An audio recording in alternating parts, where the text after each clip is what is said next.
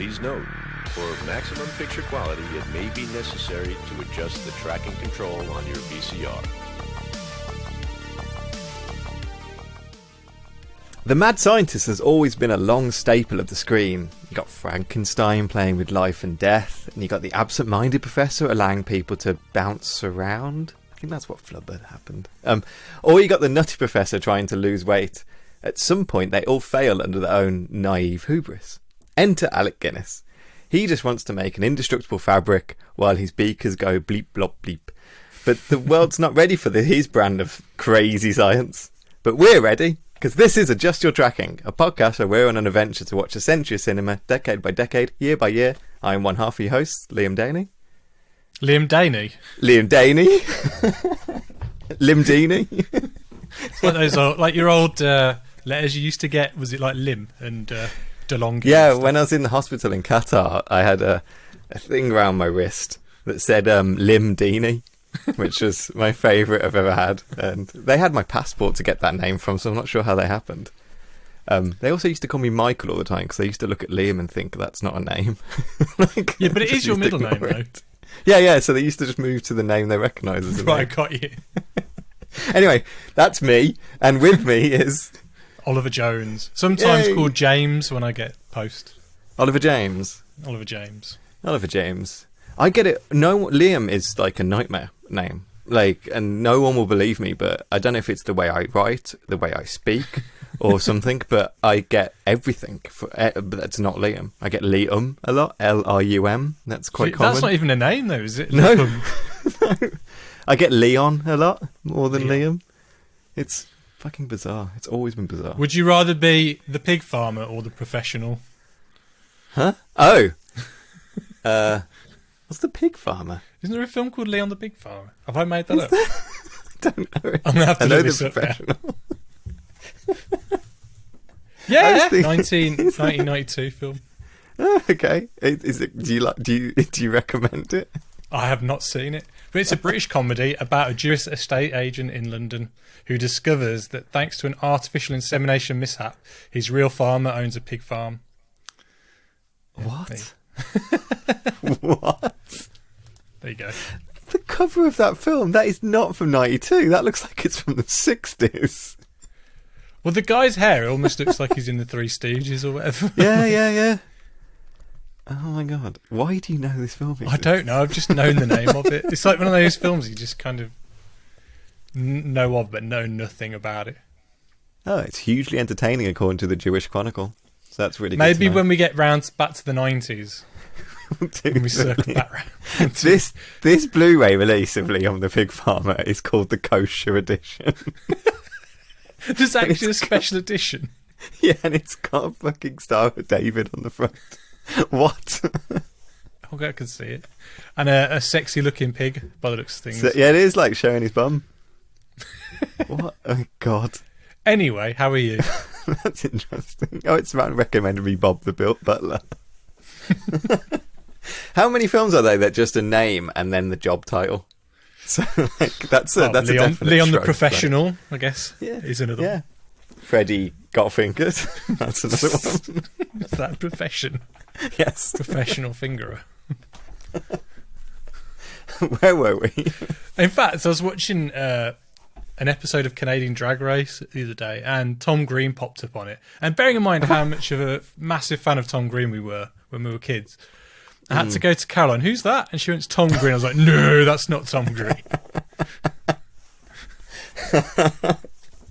I have don't ever go back and try and watch Tom Green. It's just don't. But I have rewatched Freddie Got Fingered not too long ago. And I have fond memories of it. Yeah, there's a certain amount of... Yeah, like, the film is exactly what it wanted to be. If you know what did it want to be? Well, just this anarchy of filmmaking, like, I can't, like, kind of surrealism filmmaking. It might be a great example of, like, kind of that just manic surrealism or something. It doesn't make any sense, but yeah, it exists.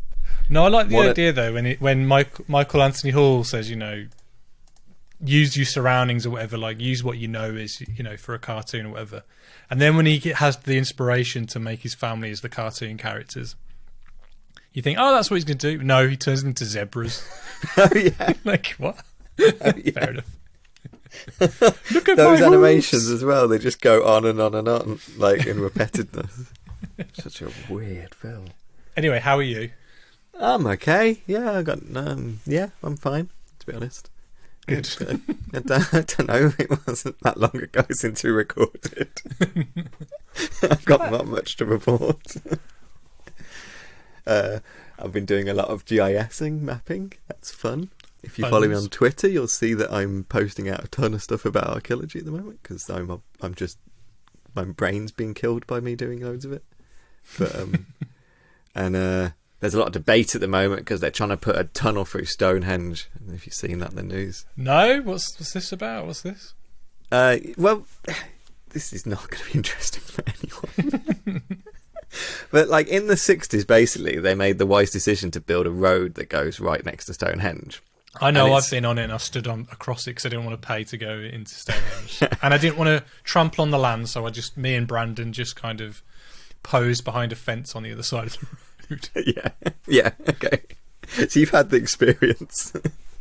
And the problem is, one, it completely ruins the fucking like environment of Stonehenge. Yeah. Like, two, it's incredibly busy, and like if you ever try and travel for it, especially as like more cars try and use it to kind of get into that London, like that south way, it just becomes like a nightmare road, and it's been a nightmare for fucking years. And they can't extend it because it means like tearing up more of the Stonehenge landscape, right? Mm-hmm. So for years they've been suggesting a tunnel that goes like under Stonehenge, basically, to kind of move the traffic. And it's not actually going under Stonehenge. Like, it's going north of Stonehenge. It's not like going directly under the stones. But like, actually, it's kind of a good solution. And it means they could kind of regenerate the landscape a little bit, make it a bit more natural again. Okay. Like have Stonehenge in its an environment without a busy road next to it, kind of thing.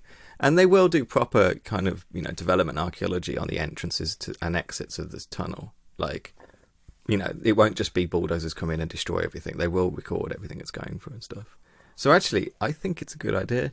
But at least it's a good compromise, Mm-hmm. But like, God, the world of archaeology is just blown up between like people trying to use it for its own goods and its own means. And Stonehenge is one of these national icons, so it all gets into this weird like nationalism about kind of heritage and stuff. And it's all got a bit crazy. And Twitter, like archaeology Twitter at the moment, is absolutely kind of a buzz with this problem. Like, so that's been my last few days, is kind of enjoying all that kind of what do you call it? Kind of, well, it's not drama, but yeah, sure. Back and forth, yeah, and me kind of getting, and it's kind of sometimes kind of nice to be annoyed at people. So me kind of reveling in my annoyance at kind of the way people are reacting.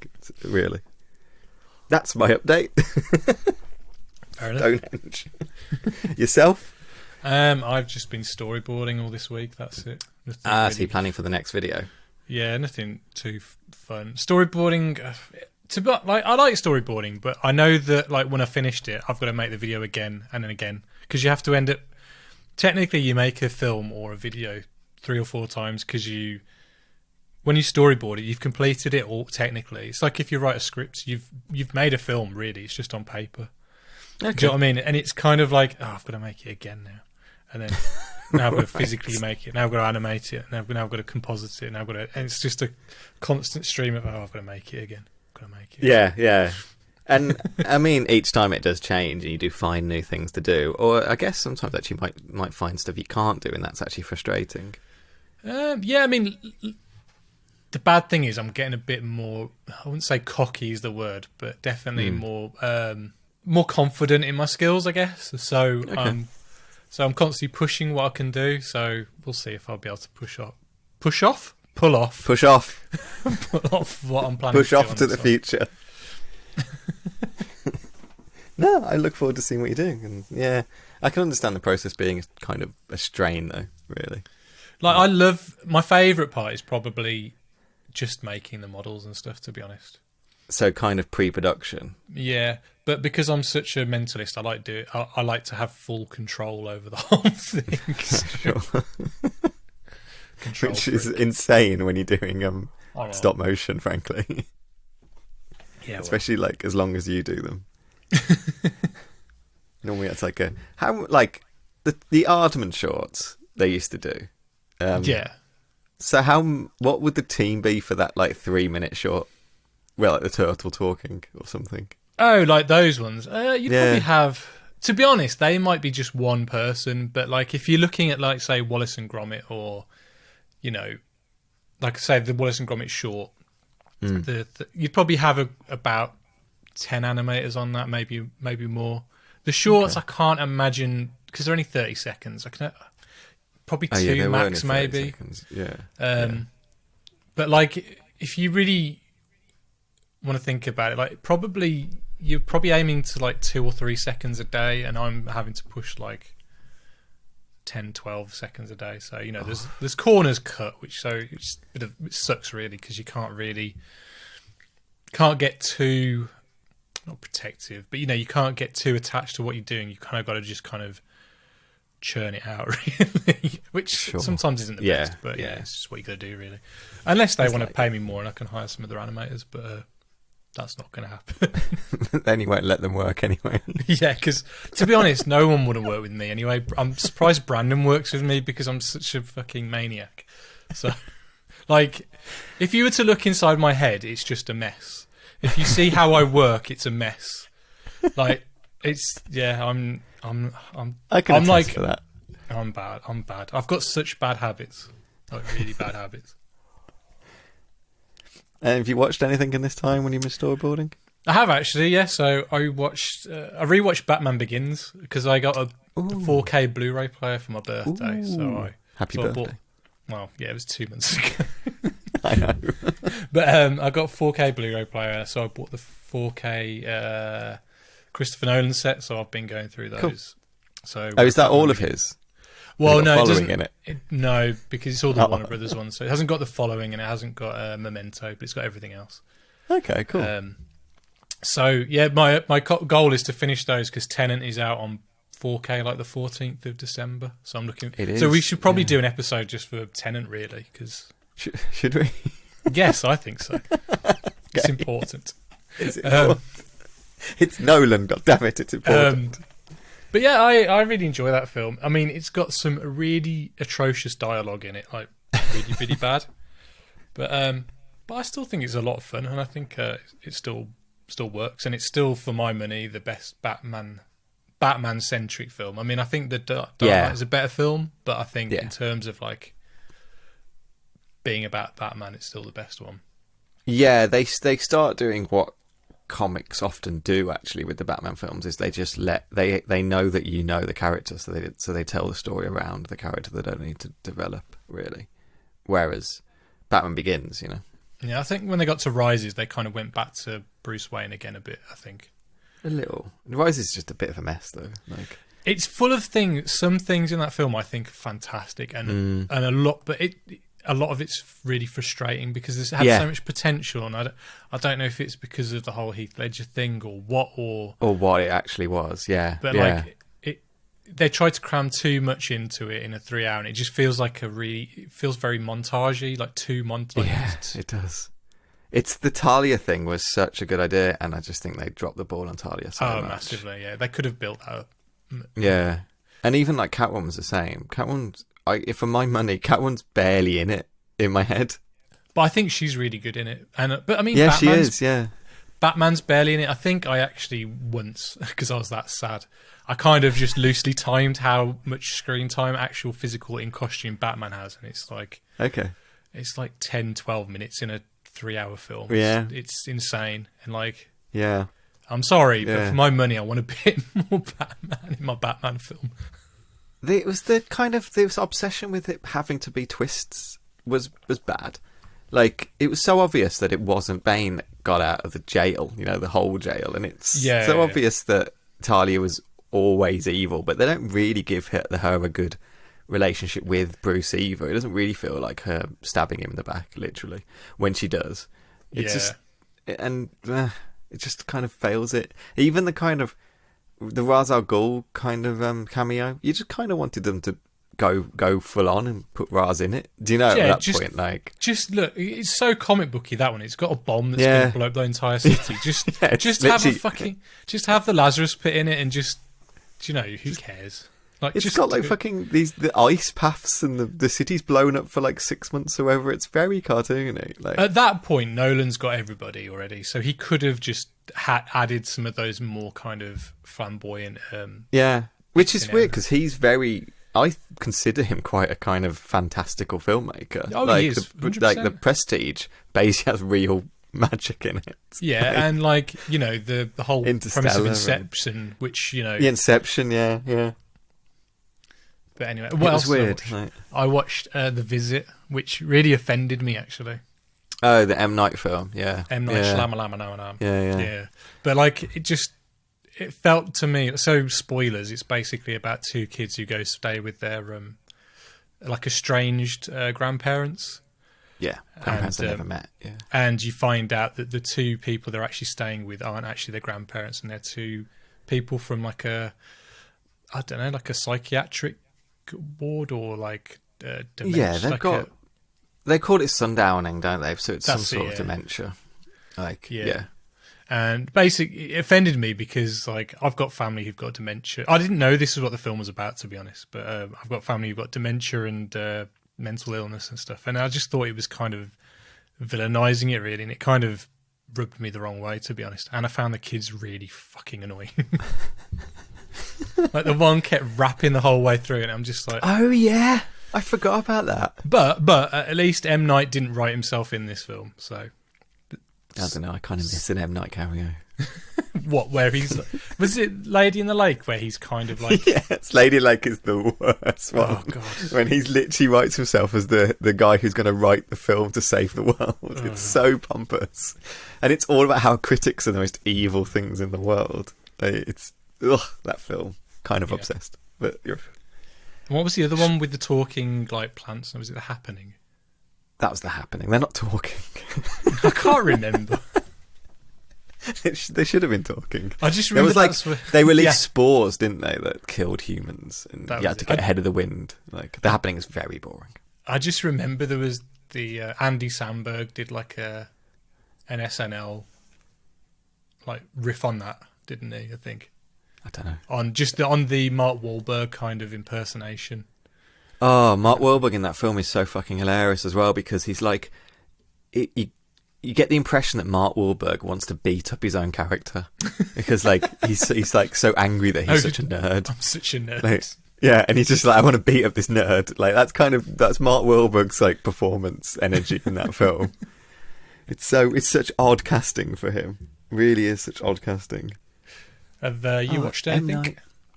I wish I watched M. Night now. I haven't really watched anything really, but I did finish watching. I think I mentioned this last time. I finished watching Sunset Boulevard. Oh yeah, and it's rather wonderful actually. I'm gonna have to check that one out. But I mean, yeah, of course, it's kind of like, of course it is. It's Sunset Boulevard kind of thing. But like, I was impressed at how much I really enjoyed it, and it is a really quite modern story. I guess what I'm learning about the 1950s in films is the fact that I think of the 1950s as like the golden period of film, and it's that far ago. You know, film was in its infancy, but actually, if you watch stuff from the 1950s, they consider almost they're in their kind of, you know, young adult stage or something. Because they've got this bygone era of like almost 50 years of kind of commercial films actually that came out, right. and they're actually consider themselves the kind of cool, young, new, modern films kind of thing. And Sunset Boulevard's kind of about that. So it's all about the fact that you've got this aging silent film star who wants to be, you know, he's fed up of the talkies basically, and she wants to be a film star again. And you got this young hack writer who's kind of using her for money, and they kind of have a weird kind of relationship that they're both using each other really. Right. It's different. It wasn't what I thought it was going to be, but it's actually really good to watch. It's really fun to watch. And it's just, it's all about filmmaking. So I think anyone who likes film, it's all about filmmaking. It's all about the process of writing and making films and aging starlets and stuff like that. There's got a funny line in it when she's like, there's nothing wrong with being 50, because she's 50 years old and he's like 30, I think his character is. And she goes like, there's nothing wrong with being 50 as long as you're not pretending to be 20 or something, which I was like, Hollywood thinks there's something wrong with being 50. Like, Hollywood doesn't believe what you You're just out said. to pasture and shit. Yeah. And it's good. And I didn't realise this, but I actually recognised it when playing. But they have cameos from silent film actors in it. Because Gloria Swanson, who's the lead of it, used to be a silent film actress, so she's actually playing like a silent film actress who didn't really make it to talkies. And at one point in the film, she's playing bridge with a bunch of other old actors, and one of them is Buster Keaton, like an old Buster Keaton, who I was just looked at him and was like, hang on, like that looks a little bit like, and yeah, totally is Buster Keaton, and he talks in it as well, which is weird. I'm not used to Buster Keaton talking. In my head, like films from the 20s up to the 50s are kind of like, they're all mushed together for me. Yeah, me too. So it's weird to think that someone, obviously from the 20s to the 50s is going to be a 30-year difference, but in my head, they should all be the same age. But they're the same, but like exactly what I think. And it's cool to have this kind of, just to see this kind of legacy of stuff, because it really is a legacy film about like silent films and about modern Hollywood, really. Like they do a lot of piss take about her old house. It's very old style, and her old she has like a theatre in her home, but it's like a silent movie theatre, and she drives a really stupid old car, stuff like that. It's like they really are kind of joking about the fact that she's 30 years out of date, and never kind of moved past her prime, or that time when she was like popular. And she's great in it. Gloria Swanson's a great performance as well, so it's really, I really liked it. Yeah, cool. And I'm tired. It's a late night record, Ollie. I'm tired. It is. It's nearly 9 o'clock. I know, it's nearly bedtime. 20 to 9. So I'm already up till about 2. I don't know what I'm on about.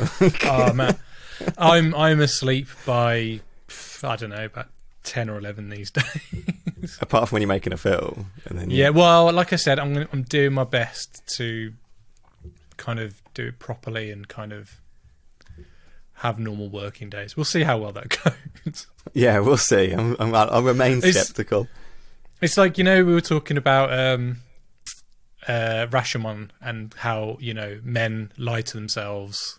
Sure. I do that constantly. I'm like, I can get it done by then. Yeah, me too. Yeah, absolutely.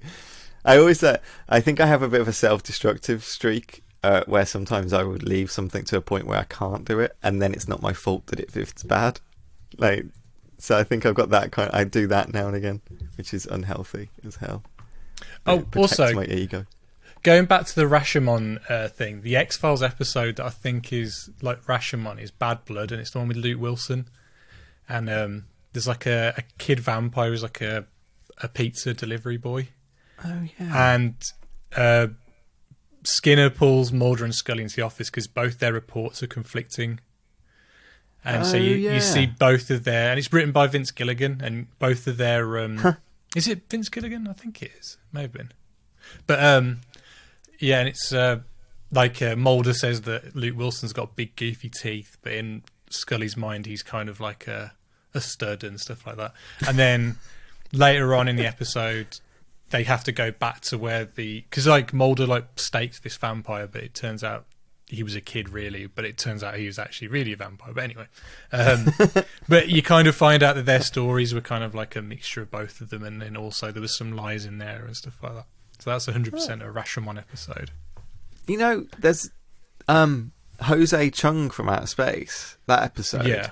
Isn't that also loads of witnesses telling their story of this alien encounter, and they're all different? Yeah. And they're all and they get increasingly silly or increasingly serious as well. Yeah. Because that was written by the guy, what's his name? Darren Morgan, and he wrote the one with Pete. Who's the guy from Everybody Loves Raymond, the dad? God, I don't. And he won like an Emmy for it. It's Clive Bruckman's Final Repose. Yeah. It's such a great episode, and he can kind of like see people's futures. Yes, yeah. That's right. Oh, watch some X-Files. But today we're not talking about X-Files. We are on to 1951 in our new miniseries. And what do you know about films from 1951, Ollie? Not a great deal. I think, like last week, I can name 3 films, maybe 4. So I think there's more that you know if you haven't realised. Probably. I mean, Strangers on a Train. Yeah, Stranger on a Train, absolute classic. Yeah, Streetcar. Yeah, Streetcar. I was going to mention Streetcar because Streetcar is just, if you watch it, and everyone should watch Streetcar.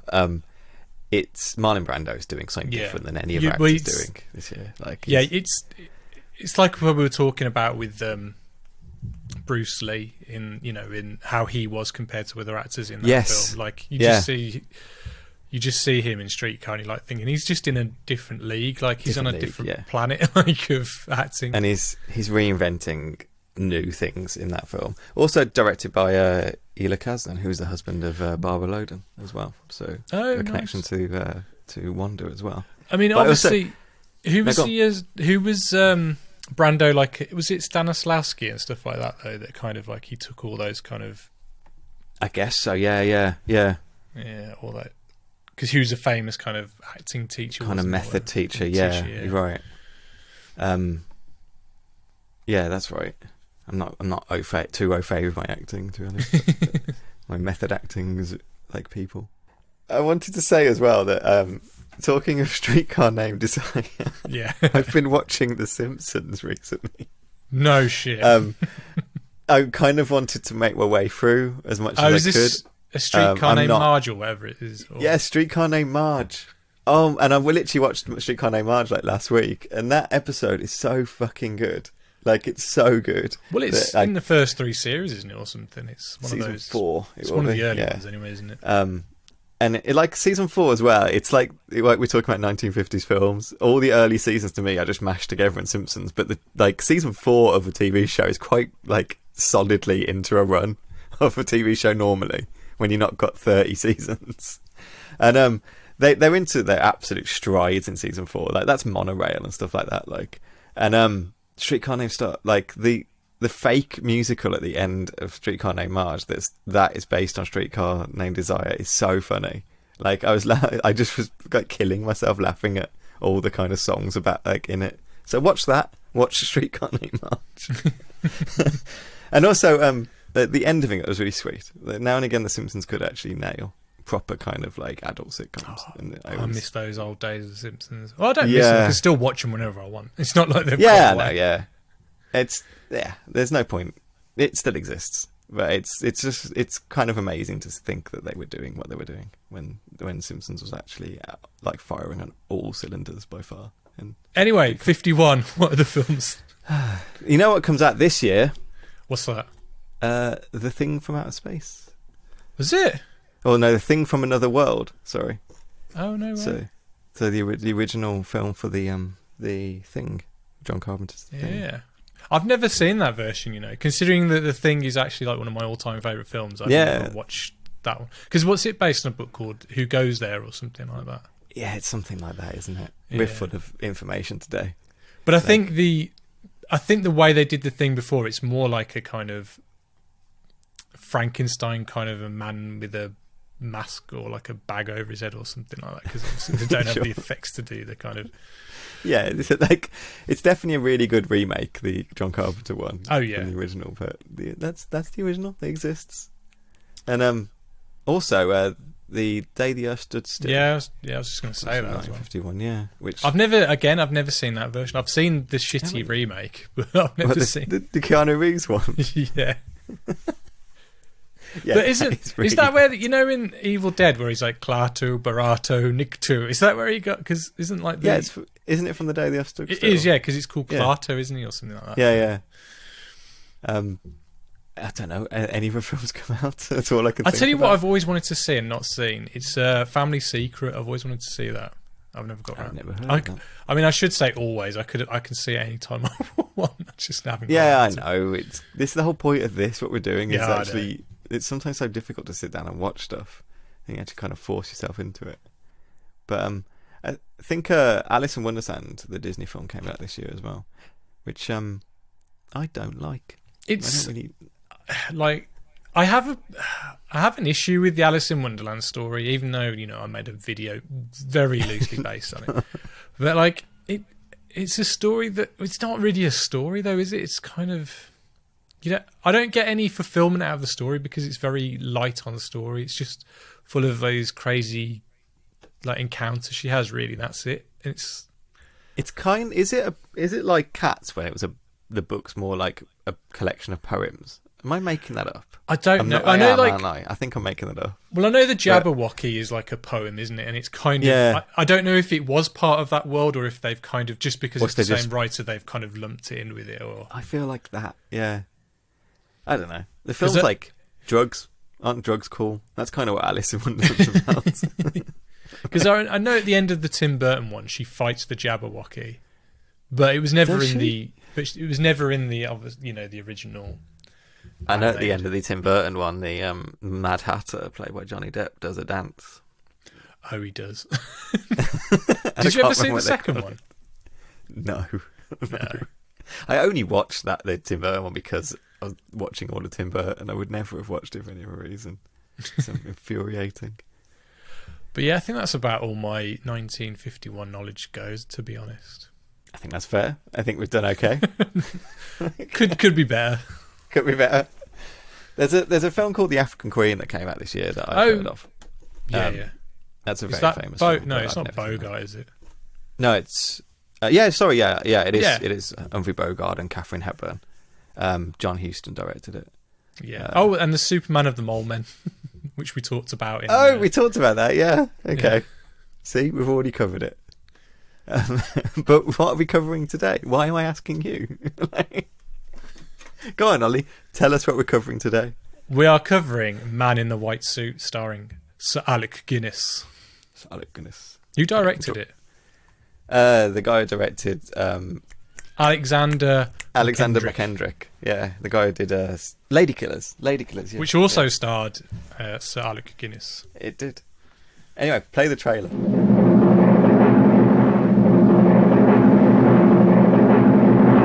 Ladies and gentlemen, we are privileged to witness one of our foremost scientists at work. However, to assure the complete success of this most intricate experiment, he must have absolute quiet. I repeat, absolute quiet.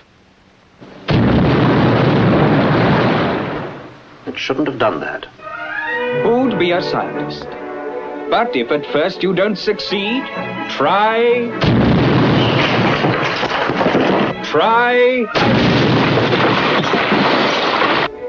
again.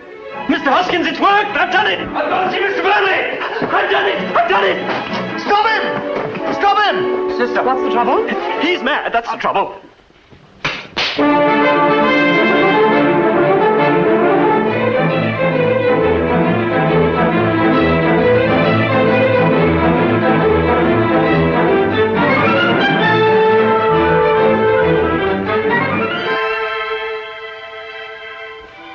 I know what they offered you.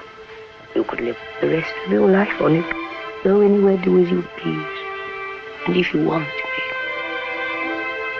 I'd come too.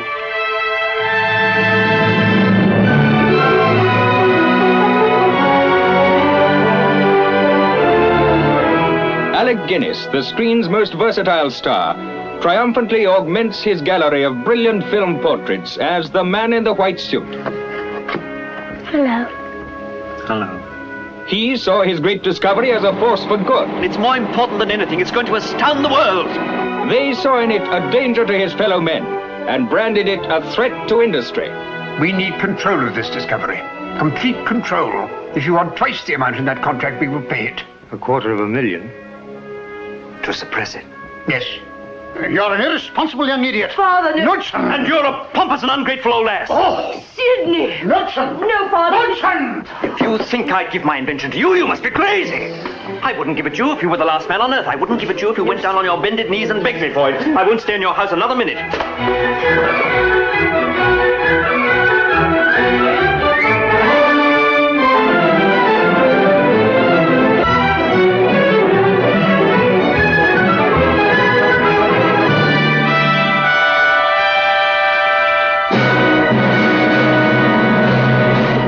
So, like, The Man in the White Suit, it's a 1951 kind of satirical science fiction film. Basically, Mr. Alec Guinness, or Sir Alec Guinness, he plays Sydney, who's a young research chemist who invents a fabric which is both indestructible and doesn't stain either. And because of that, he ends up kind of riling big fabric and the trade unions, and everyone comes after him to destroy him because he's going to ruin the economy with his new suit.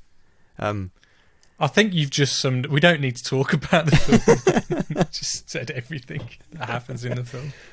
Hey, that was okay, but like it was made by Ealing Studios, which incredibly famous British film studio. Was by far probably the most famous kind of for its comedies that coming out in this kind of era. It also was made by other Ealing Studio films were like Kind Heart and Coronets, Lavender Hill Mob, Lady Killers. Did they do the one with the girls in the school as well? What's that called? St. Trinians. St. Trinians, yeah. Yeah, they did, yeah.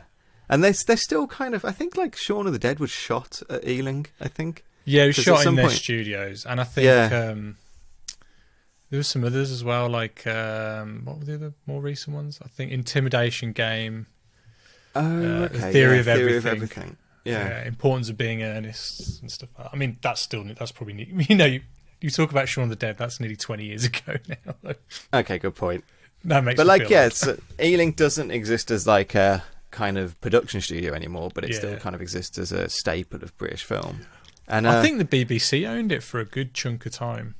They did at some, like, they bought it around kind of after this film. It's around Lady Killers, so it's about like 56 or something like that. Yeah. But they owned it until like 95, I think. They kind of drove it into the ground. I think some people would say they did. But like, they're the one after that kind of got bought away from the BBC is when Ealing started operating again to kind of make new films, or at least to allow their studios to be used to make new films. Oh, apparently some music videos were shot there. Mama by the Spice Girls, Walk Away by Franz Ferdinand, Talk by Coldplay, Crazy Beat by Blur, which I've never heard of, Champagne Supernova by Oasis. So yeah, a few music videos. And it's worth kind of talking about British film a little bit, because I think this is really one of the first times we're going to cover them. And like, the British film's kind of interesting in a way. Obviously, we are British, but like during. They had, like, British film was really early. Like, Britain started making films before America started making films. All, like, the connection with, like, France and stuff like that meant that straight away, like, England were making films, and, like, studios popped up in, like, London and stuff like that. In the kind of 1890s, you know, like, people were making films. Well, the Ealing Studio was founded in like 1902 or something, wasn't it? Yeah, it's like, you know, I don't think they were making their own films then. I think they were just like obviously hiring it out at that point. Hiring it out, yeah. But there was that there is oh, my brain's gone dead. Rank, okay, yeah. Oh yeah. Yeah, so Rank Films were, like, at this time started to operate, and they started being, like, the kind of dominant studio in British film by far. Is Rank the one with the oily dude hitting the big gong? Yes, yeah, the oily dude hitting the gong. And they kind of started making films around before World War II, easily before World War II, I think 1920s or so, maybe before that. And Rank just became this dominant kind of force in film. To the point where, like, to the point where they started kind of being able to kind of beat out the kind of United States film industry, which had kind of crushed them in the 1920s. And you start getting these films coming out in the 40s where you could kind of consider the films in the 40s for the kind of golden age of British film. So you start getting things that actually dominate kind of culture. And I think we'll cover these in the 40s, but there's stuff like Brief Encounter, Great Expectations, Third Man, Matter of Life and Death, Black Narcissus, which were like massive films in the 40s. Hamlet, Laurence Olivier's Hamlet, it was the first non-American film to win an Academy Award for Best Picture. Oh, wow. And then Ealing Studios came out of that, so they were backed by Rank at this point, and they started producing their comedies. So you got Whiskey Galore, Kind Hearts and Coronets, Passport to Plinko, and they just started pushing that kind of dominance in 1940s films. Same time as where you get Hammer Horrors coming out, and by the mid-50s, Hammer Horrors are huge, like film experience. And the problem with British film really is, despite all these people coming out, you know, you get like Hitchcock and people like that. The problem is that British film is always compared to American film. So like British film could never just stand on its own as the British film industry. It was always seen as a step towards dominating American film. So every time something came up, or some industry came up, or some creative people came up, they eventually went to Hollywood and went to American films. Much better money, much better access to actors, much better kind of backing, creative freedom sometimes. Yeah. And this always kind of drove British film into the kind of boom and bust decline that happens continuously, basically, because they can't stand on their own. They always have to be like compared to American film. It's still like that today, I still think. I think so. You know yeah. I mean?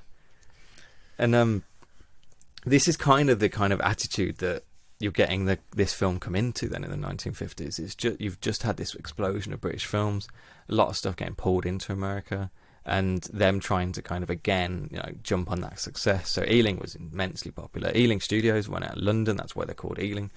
Made like their comedies were massive blockbusters in England especially, but actually were breaking American markets. Like, I always thought they just did comedies. I didn't realise there's a film my dad always used to watch when I was a kid, and so I've seen it several times. It's The Cruel Scene. I didn't realise that was an Ealing Studios film. Absolutely, yeah. With Jack Hawkins. Jack Hawkins, right? Yeah. And it's kind of crazy, really. And you know, you start getting British film starts declining again, basically in the 50s.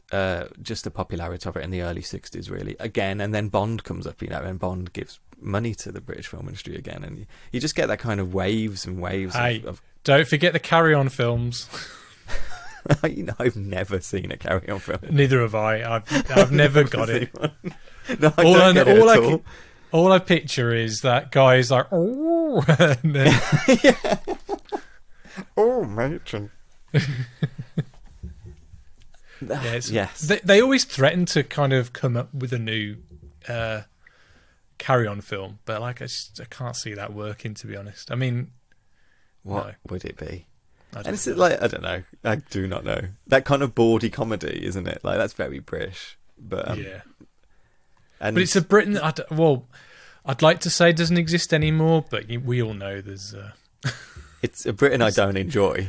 It's lingering there still. It lingers somewhere, like a disease in the background. And I know British film. It's British film again. I think current state of British film. Didn't we cancel something recently? The British Film Board or something stopped funding independent films or something. Yeah, well, I mean, like for a while we used film to have like. Yeah.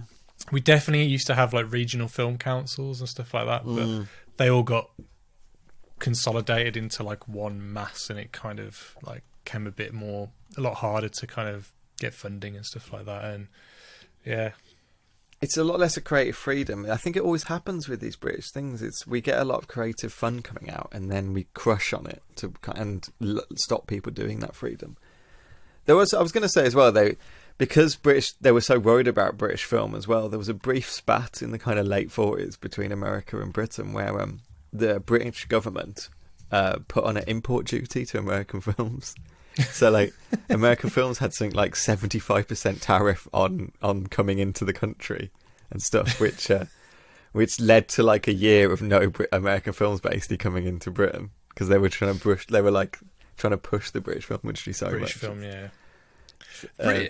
Yeah. It's silly. It's silly. And what does British film do? I mean, like, I think when I think of British film, I think of that kind of social films, social realism stuff.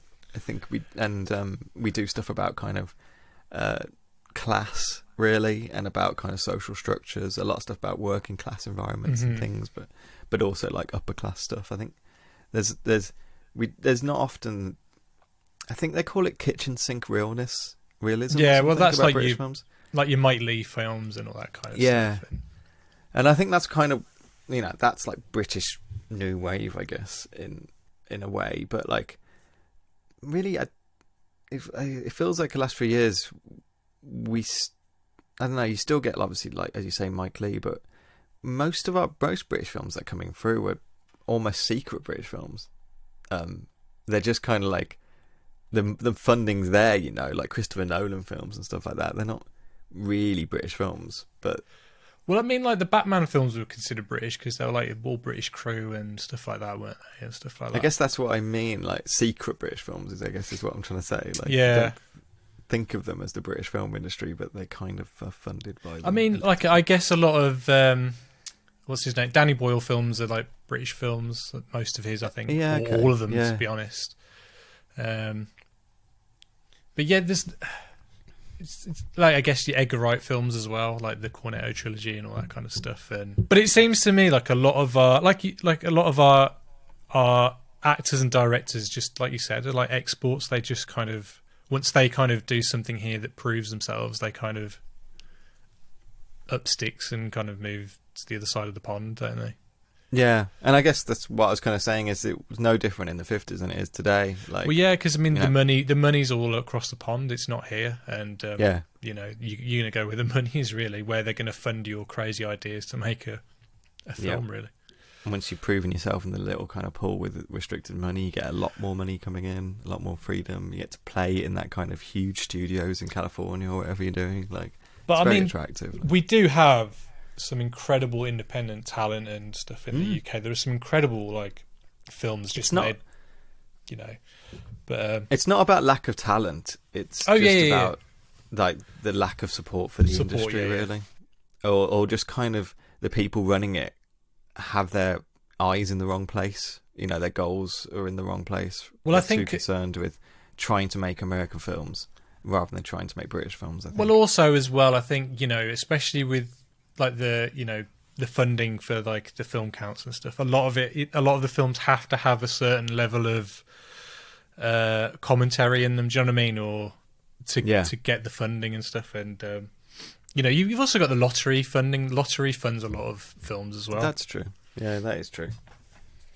So out of this kind of like culture or kind of experience, you get, say, Ealing making incredibly popular films. Whiskey Galore was a huge hit in '48. Have you seen Kind Hearts and Coronets? From, the only film 49. Well, I thought I'd only seen was the Lady Killers, but obviously Cruelty I realised is a Ealing film, but that's it really.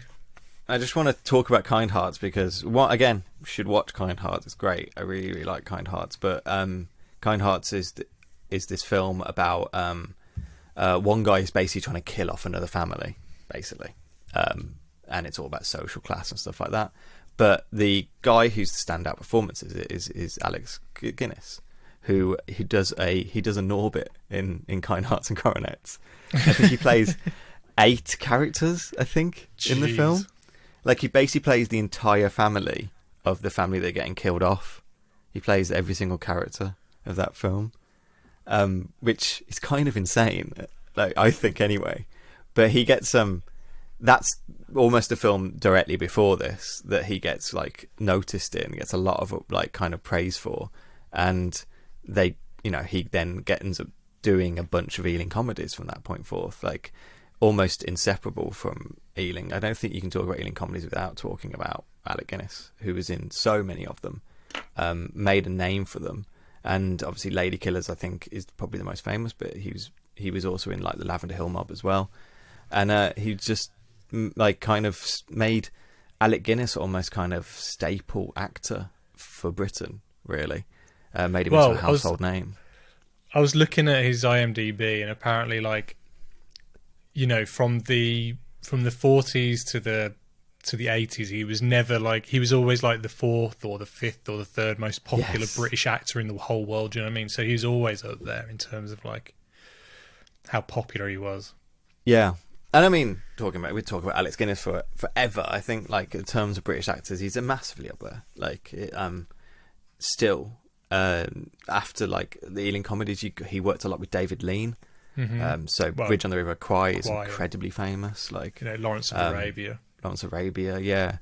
And obviously, we'll never go an episode without talking about it, but Star Wars. Well, I mean, that was obviously our first introduction to Alec Guinness, surely. Oh, by far. Yeah, by far. And quite famously, he took 2% of the proceeds, I think. And I think 5% or something. I think he always said, I wanted to play like the wizard mentor in a film, and he got to do it. He got to do it, but it was a bit of a monkey claw for Alec, because he absolutely hated it, like, hanging over him. It allowed him to not have to, like, work constantly, which I think he liked. But, like, there's very famous stories about him being quite pissed off with young fans coming up to talk to him or only recognising him for Obi-Wan and not knowing any of his work outside of that. Yeah, but I can imagine they're all young kids, and you can't really blame them for... No, not blame them. I just know that it was a thing. If I think of Alec Guinness, that's what I think about, like him calling. I think there's a story about some kid came up to him and he said that he'd seen Star Wars like 100 times or something like that, and he's just like, how sad or something was his response or something like. But like, it was kind of weird because Alec Guinness was basically a absolute prolific actor, and then he did Star Wars, and it allowed him to be really choosy about what roles he did from then on. I mean, also again, by that point he was getting on in years, wasn't he? I mean, so he probably was slowing down. Like. I mean, I know after that he did like Passage to India, and then he did some like because David Lean he was working with, but I think he TV series didn't he do? Because he did Tinker Tailor, and he did Smiley's People, the sequel. That's kind of what I remember about his last stuff. But I should say, like, he's also kind of a curious one as well, because he starts out basically he gets his recognition, I would say, comes from when he plays Fagin in Oliver Twist, which was only like his third film. He'd done Great Expectations again, David Lee. But like, Alec Guinness was kind of a weird guy. He was not really a leading man. This film, The Man in the White Suit, is kind of weird of him being a leading man. That's actually kind of weird for Alec Guinness.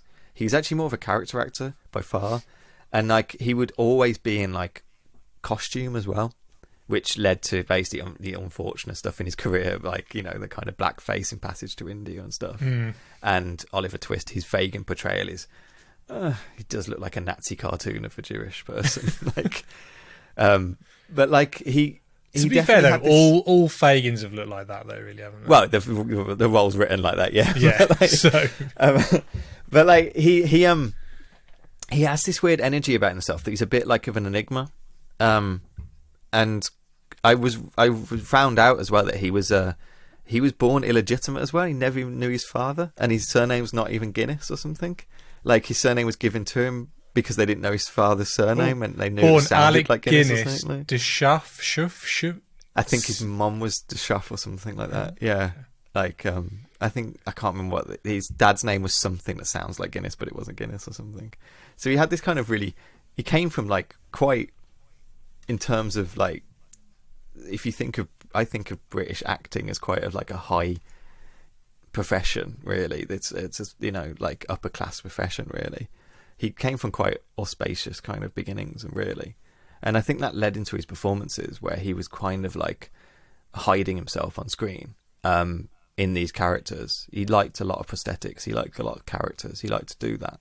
As Kind Hearts and Coronets is a great example of it. And so is like Lady Killers. His prosthetics and Lady Killers, and the way he's kind of with the snaggle tooth and the kind of evil way he's playing and stuff like that is absolutely what I think of Alec Guinness as a performance. So actually, this film, when he's actually just the leading man, no makeup. I wouldn't say he's not the sexual leading man or anything like that. He's not like a romantic interest, really. They kind of play him like that, but he's not really. But he's definitely the leading man. It's actually kind of unusual for him, which is interesting. I found it really interesting anyway.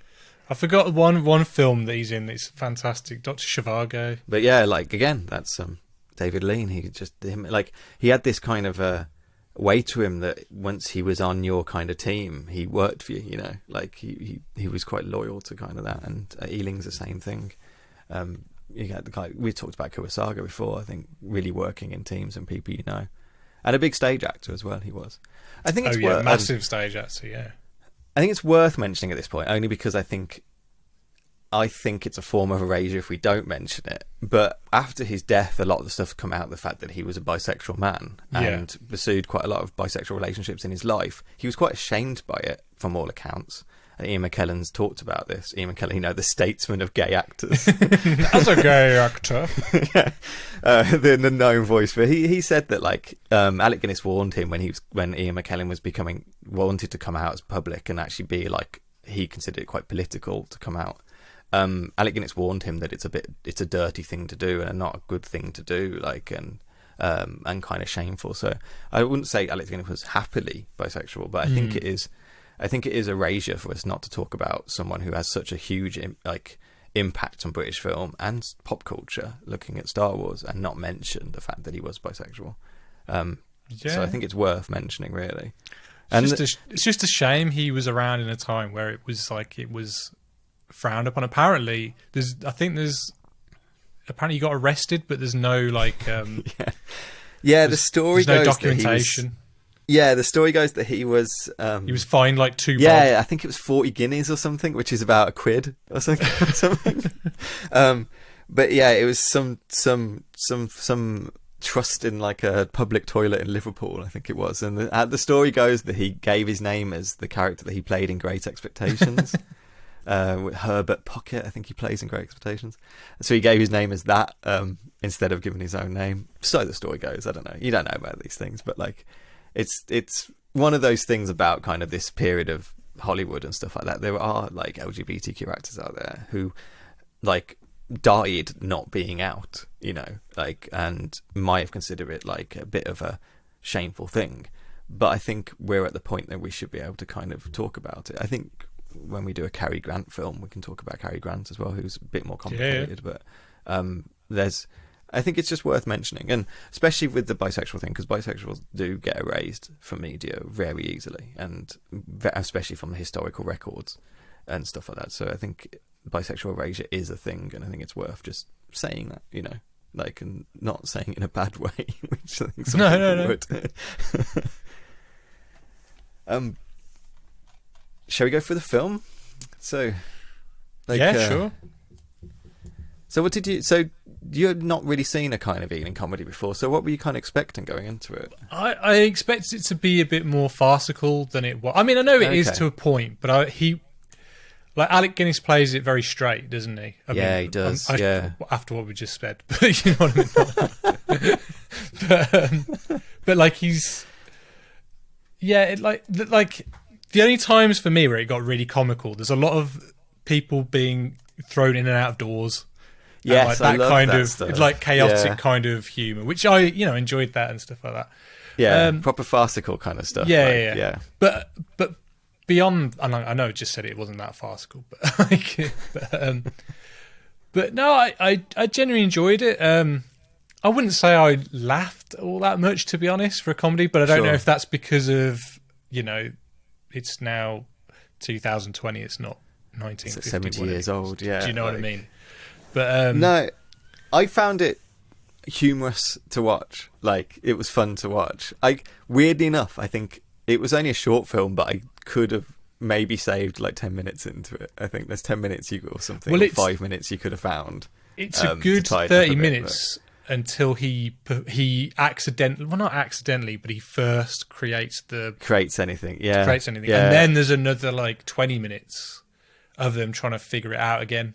And then it's like, it's at the hour where when they get to the point of like trying to take the thing off him, so it kind of becomes the almost premise of the film, really, in the hour. Yeah, with the last 25 minutes, half an hour of the film to go. That's when. Yeah. Whereas I think if you're looking at other, you know, mad scientist films, like, you know, Flubber, like I mentioned, or like The Nutty Professor, like the kind of, all of that kind of, the creation of the kind of MacGuffin is a hell of a lot sooner in the film to give more play with the MacGuffin. Yeah. But this doesn't really do that. That's what I was expecting from this. I was expecting more of that. But I was quite surprised about how much of a cutting satire it was. Oh yeah, I thought the satire was, you know, that element of it was great. Which I really wasn't. I didn't expect it to be as kind of, not precedent's the wrong word, because that precedent makes it sound like it wasn't precedent for the 1950s, but relatable, really. It kind of reminds. Was it the cotton industry that kind of in America? I think like hemp and that's one of the reasons why marijuana and hemp was like made illegal and stuff is because you're right. Yeah, sure. To help the growth of the cotton industry, so it kind of but it was very similar to that kind of thing going on. And and I thought there's a documentary called Who Killed the Electric Car, which is all about the fact that the electric car was being developed at the same time as like petrol cars were in the kind of early periods, and it was massively killed by the petrol industry, who needed to have wanted consumers to continuously pump their expensive fuel into it rather than something they could renew at home. And that made me think of this a lot, really, the way that you have the fight between the kind of industrialists and the consumers with it. Well, there's that line by one of the workers. He's like, are you on about my favourite girl in the world? Well, not the girl, but the guy says he doesn't need the water powered car, and he does. The razor blade that never goes blunt and stuff like that. Yeah, absolutely. No, I loved Bertha, who was like the kind of northern trade union socialist girl. Like at every point had a very cutting statement to say about capitalism. It was it was very much on the nose, wasn't it? It wasn't subtle. Oh yeah, it wasn't hiding it. Which actually that surprised me. That's something I think about in 1950s films. I think it's all going to be like subtle because they're trying to get through censors, but especially in a time period where we were totally in Red Scare and we're totally in anti-communism and just the start of the Cold War. And this film's quite explicitly anti-capitalist. It was a little bit surprising to me, if I'm honest. So, I mean, like, it's worth noting as well, Michael Gough's in the film as well. Or is it Michael Gough? Is it Michael Gough or Gough? Michael Gough, I think it is, yeah, Gouh. Yes, I was going to say, so, like, the film opens with the narration talking about, it tells you that something happened in the textile industry, and the first thing we're shown is Michael Gough, who's showing someone else around a mill. And, yeah, that's... Alfred from Batman. There's another character in it called Hill. He's played by a guy called Colin Gordon. And when I was looking at him, I was like, "Oh, is that Alan Napier who plays Alfred in the '66 show?" Oh yeah, he looks just like him, but does. It's not. And I was hoping it was the two Alfreds on stage together, but he's the guy I thought looked like Peter Sellers. I thought he looked a bit like Peter Sellers. Yeah, he's the guy that we'll get to him. We'll get to him because that's later. But like, and like, so like, yeah, this is like the film kind of, as you say, it's a bit of a slow start. Weirdly, it doesn't need to be this slow, but like, you get this, you're getting shown around a mill, and they find like an experiment that's been tucked away in the lab, and it's loads of like test tubes and pipes and stuff like that that's all like beeping and booping to themselves. Well, apparently a lot of the music is just that, isn't it? And it's all created by scientific equipment, so people blowing into beakers and things like that, like boom. Is that right? Boom. Yeah. Boom, boom, boom, boom. I kind of like that. I don't know how he managed to so Alec Guinness's character is called Sidney Stratton. Yeah, and he's he never gets a job in the actual R&D department or the research bits, does he? He kind of ends up working like in the as a cleaner or he because he kind of like he obviously set up this experiment without anybody noticing, because they're like, who authorized this? Was it you? Is it you? Did you build this? I love this bit. I wanted to say that like. They find out that this experiment's been built in the corner of the lab, and a little bit later they find out it costs $4,000, and they have no idea who's been spending this or why they've been spending it. And they keep calling over these sequence of like scientists to come over and explain themselves. And there's one scientist that every time someone says his name, he coughs, and he really made me laugh. Like, who's the guy who keeps drinking out of the straw? yeah, like they all have these like affectations to them, which I just thought was really endearing. Like a very British thing, I thought, that every single person in this has some sort of affectation to them. Even like the landlady has like an arc in the film. I love the landlady. And they end up coming down all the line, and they find Alec Guinness, and he gets fired from his job at the plant. He doesn't actually get fired; he walks out, doesn't he? like because they're angry that he's been spending money on this pointless experiments, and you find out that he's like. I was going to say, he's a character you don't really know. You don't really know much about him at all, do you? Other than his invention and what he's trying, he's trying to do. That's it. You don't know anything. The only else thing about you kind of get from it, which I really liked, was so at this bit he goes to job centre. They have a bit of a moan. He ends up getting a job at another mill, just as like a labourer, isn't it? Like, and even the guy at the job centre's just like, you don't want this job. You're overqualified for it. But he's like, nope, it will suit me perfect. Like, kind of. And this point we meet this female labourer who's that's Bertha, and this bit really made me laugh because played by Vida Hope, yeah. And there's one bit because she says this. I was like, this is the point of the film. I was like, this film is singing my tune, but like she says like first she says, well, they take so, oh yeah, you leave school, you take the first job you have, but you keep getting shunted to factory. At some point you realise you're 30, and what are you? You just floating on the flood tide of profit. And that's capitalism for you. And I was like, bloody hell, like this film, like it's going for it. But he like explains, no, actually I'm a Cambridge graduate. And then this is kind of, he doesn't disagree with this, but she says, oh, I get it. You've got the mind for it, but you haven't got the old school ties. So, she just says discrimination. I've seen that plenty as well. Which, yes, that's his backstory. He's this brilliant scientist. He did get to Cambridge, but because he's probably working class, I think they're trying to present him as, or not got the ties to kind of industry, that he ends up just being, basically a labourer, even though he can do this inventing. So I think that's them hiding his backstory in a bit of dialogue, right, okay. Really. And I do like a little bit here, which I was just on her side. The tea whistle goes, and he explains that he doesn't want tea, and she snaps back like, "It's tea break. We had to fight for it." Yeah, because that was proving she's part of the union, and she's absolute socialist. They had to fight to have these tea breaks, and you're gonna take your tea break. You're not gonna people died for this tea break, and you're gonna have it. And I just thought it just seemed quite. I don't know. I think nowadays, even the idea, if you wrote those ideas in a film, there'll be voices out there accusing you of politicizing like a comedy or something like that, or like, why does politics have to be in everything? And I just thought it was kind of funny that this is the 50s and they're doing something that I think even now people would be annoyed at you at doing. Let Emmanuel Nucci direct it and then on Ramon then. True.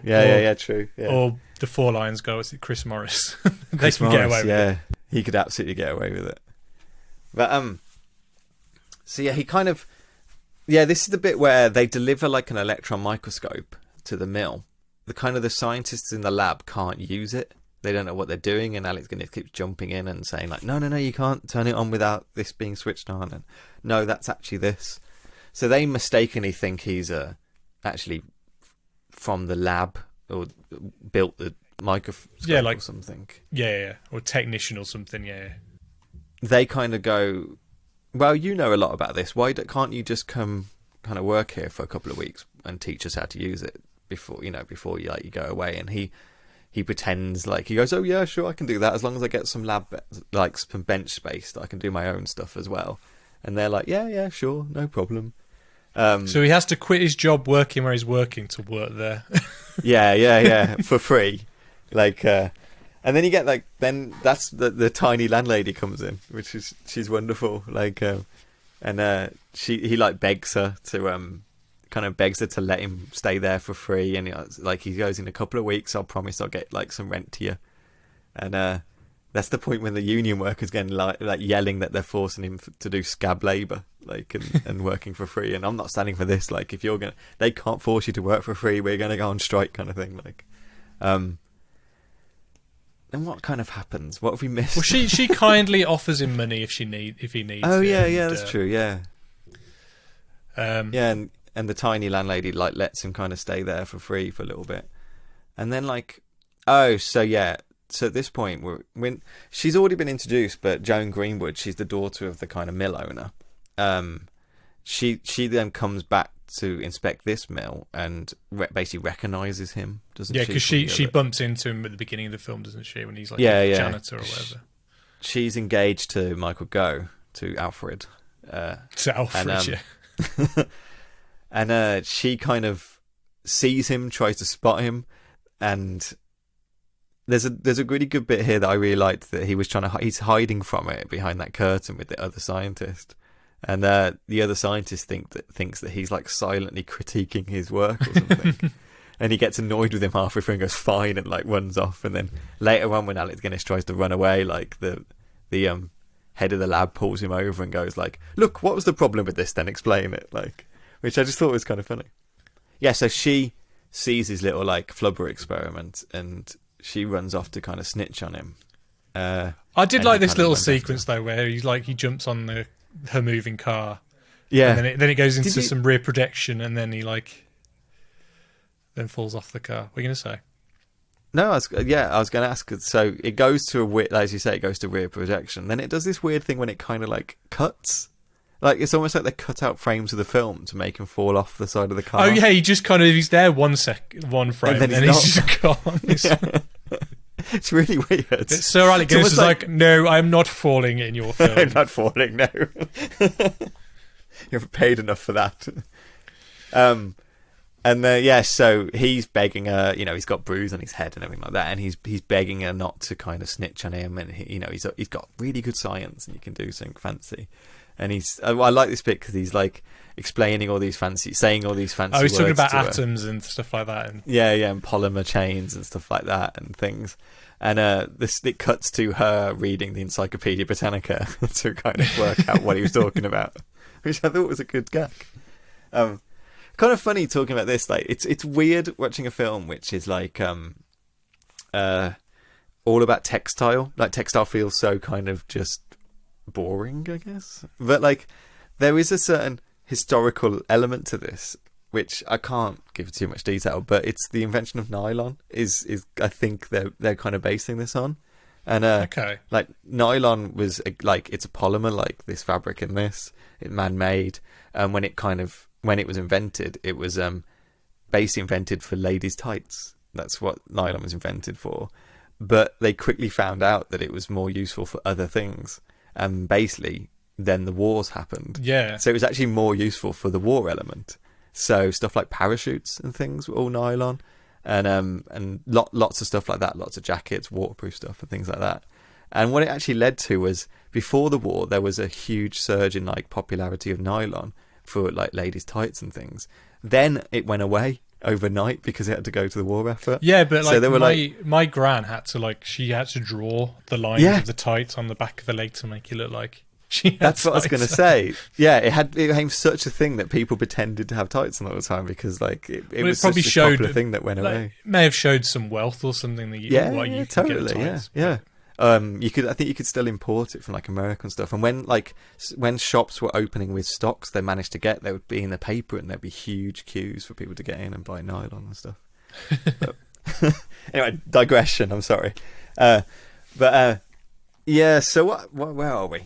Oh, he kind of gets back into the lab at this point, doesn't he? And is this where he? Yeah, he goes back into the lab and he's kind of working there like almost like off times.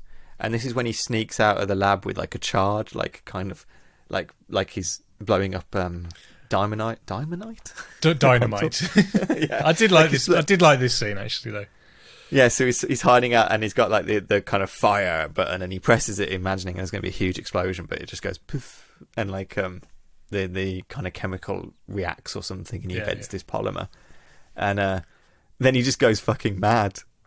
Which I loved, and he's so excited, he's running around the place shouting at stuff, and the other people in the lab like pin him down to the wall and start yelling at him to be like sensible, and they call the nurse who comes in and gives him such a great slap, which actually made me laugh out loud when she just slaps him. And she goes, "What's the matter here?" And Alec Guinness goes, "The matter is that he's mad," and she just slaps him twice in this like really just like instant way, and it would crack me up actually. And he gets kicked out and not fired because he doesn't work there, but just kicked out of the lab really. And he turns up at the mill owner's house then to I did like this whole exchange with the butler. Yeah, I love this. It was proper like Scooby-Doo. Oh yeah. Thought. So he's trying to get in the house. the butler doesn't want him in the house. Meanwhile, upstairs you have the mill owner who wants to speak to Alex Guinness but doesn't know, like, it is Alex Guinness he wants to speak to, because he wants to speak to the person who spent all the money. So they're trying to find Alex Guinness to speak to him. The daughter as well is wants Alec Guinness to come in and speak to his father, but the father he's not interested in whoever his daughter's introducing him to. So you get all this kind of element that they're going in and out of the house constantly, and they're locking each other out of the doors, and now the butler's outside sometimes, or Alec Guinness is outside sometimes, which really made me laugh. I love that he properly Scooby-Doo's the butler outside and then locks him it's outside. almost like the intro, the outro of the Flintstones. Yes, it is. It totally is. But I know what you mean, like that running back and forth in Scooby-Doo when they're they're chasing the monster, and then the monster's chasing them, and then they're like, oh no, and then the monster's chasing them. Yeah. Kind of. And then the one's in a wheelbarrow, and then someone else is carrying the wheelbarrow, that kind of stuff. Like. Yeah. But then I laughed really heavily because when they get fed up of Alec Guinness, they chuck him out of the house like he's bloody Jazzy Jeff in Fresh Prince. Like whoop. Then somehow, basically, the owner gets talked into hiring him. Well, doesn't his daughter like say she kind of chastises him, doesn't she, or something like that? Oh yeah, she does. Yeah, she says like, yeah, you're an idiot if you're going to pass up this like opportunity. He's made this fabulous fibre, and this is kind of the point where, as you said, it's like over 30 minutes in, and we get the first explanation of what he's actually making and what it does. Yeah, like, so this is if you haven't read the synopsis of the film, you're still like, what's he doing? You'd be like lost. Yeah, you would be. So she explains, it's not only it's indestructible, and it actually doesn't stain either. Like it doesn't take dirt or anything. And he thinks it's wonderful and hires Alex Guinness, and you get this scene where they walk very smugly into the labs with cigars. Alex Guinness clearly can't smoke. Well, Sydney. So he's trying to be smug smoking his cigar, but keeps coughing on it. And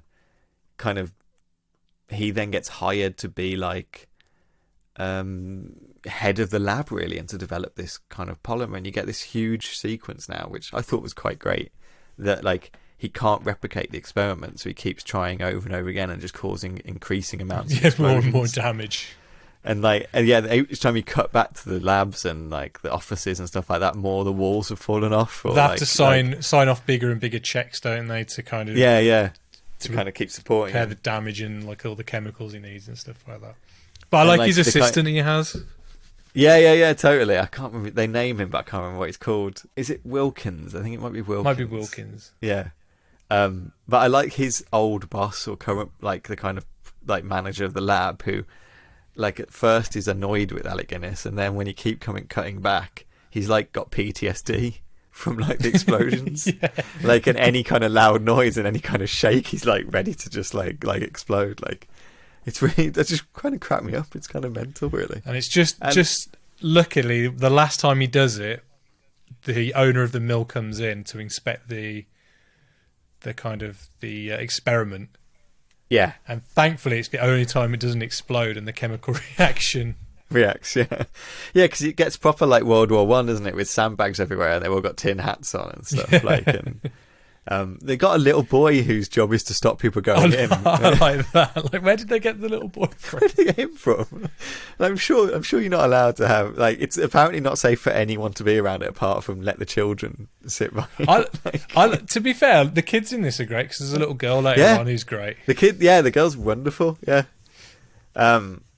So like, you kind of like, so when I start thinking about science comedies, really, like, it's a weird thing for Hollywood that you get a lot of kind of these mad scientist films, like Nutty Professors and Inner Space, or like, the original Nutty Professor. Like, what was the Jerry Lewis Nutty Professor? He wasn't fat though, was he? You know what? I didn't look it up. I'm pretty sure he wasn't fat. I don't know why. I think he just looked gawky and geeky. Oh, was he just geeky and he got turned into cool? I think so. I don't know. I haven't seen it, but I don't think it's fat. Let's look at it. I think is it just like he went from nerdy kind of. I think Jerry it's Lewis more of like a Jekyll and Hyde kind of thing, but like obviously not evil and. Okay, so he turns him into Buddy Love. He's still called Buddy Love. He's a handsome, suave, and charming and brash girl-chasing hipster. He looks. I think he's just proper geeky, looking like Austin Powers kind of thing, and then he becomes like. He still looks like Jerry Lewis in Buddy Love mode. Anyway, where were we? But yeah, I was just thinking, like it's weird that we always do, like, every now and again we have these kind of like mad scientist films, and this must be the period for them or something. This just be the start of it or something, and then later on they go away, but they come back in the 90s with a vengeance. You know, really, the best mad scientist film ever made. Go on. The Fly with Jeff Goldblum. Yeah. Okay. Yeah. That's one. I was wondering. I thought you were going to say Jurassic Park. I thought that was going to be it's a mad. Well, he's not a film. scientist though, is he? No, he's an industrialist. Yeah, different. That's the plot of Jurassic Park. He exploits them. Where the hell are we? Oh, there's So he's just kind of invented in between the potion or whatever. Like in the kind of this bit, you get the kind of trade the elixir scenes. The elixir, the fabric, whatever. Do you know what I like though? Drinking it. I love the scene though when they go into production of the fabric, and I was thinking, how are they going to cut it though if they can't like impenetrate it or whatever? Yes. And then he pulls out a blowtorch, and I thought, that's great. Yeah, I thought that was really cool. You get this kind of you do get elements that the trade unions are arguing with each other as well. You get the scene where like there keeps being explosions, and you get them arguing about the fact that they must be exploiting him. Like they think like, like she's having to go at the trade unionist kind of leader to you need to be getting Sydney like danger money. He shouldn't be up there. They're clearly forcing him to kind of work that way. And whereas the trade unionist is kind of like, he quit out of overalls as soon as he could, and now he thinks he's a fancy guy, so I'm not supporting him kind of thing. And you're getting that kind of back and forth already of obviously the trade unions and the socialists not really agreeing with each other about the way they support every worker, and actually them being quite isolationists in who they support, but also then the versus the kind of capitalists, the industrialists that are not actually, they're actually just out for themselves as well, and they are exploiting Sydney as well as at this moment anyway, and they're trying to exploit Sydney as well to try and make profit only. So you do get those seeds of that satire being all the way through the film. It's not just like a little bit of it. It's actually what the film's about intrinsically. But you say, so eventually like he makes it, they're cutting the fabric, and he has his nice fancy white suit.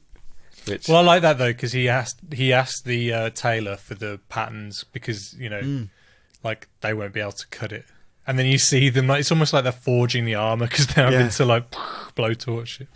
It looked kind of good actually. I don't like. Because it clearly was like a fabric they were cutting with the flame, but it wasn't burning. So, I don't know. It looked weird to me anyway. It looked like they thought about how it looked on screen anyway. It wasn't like they were just cutting sheet metal anyway. But then, you see him wearing his new, like, white suit.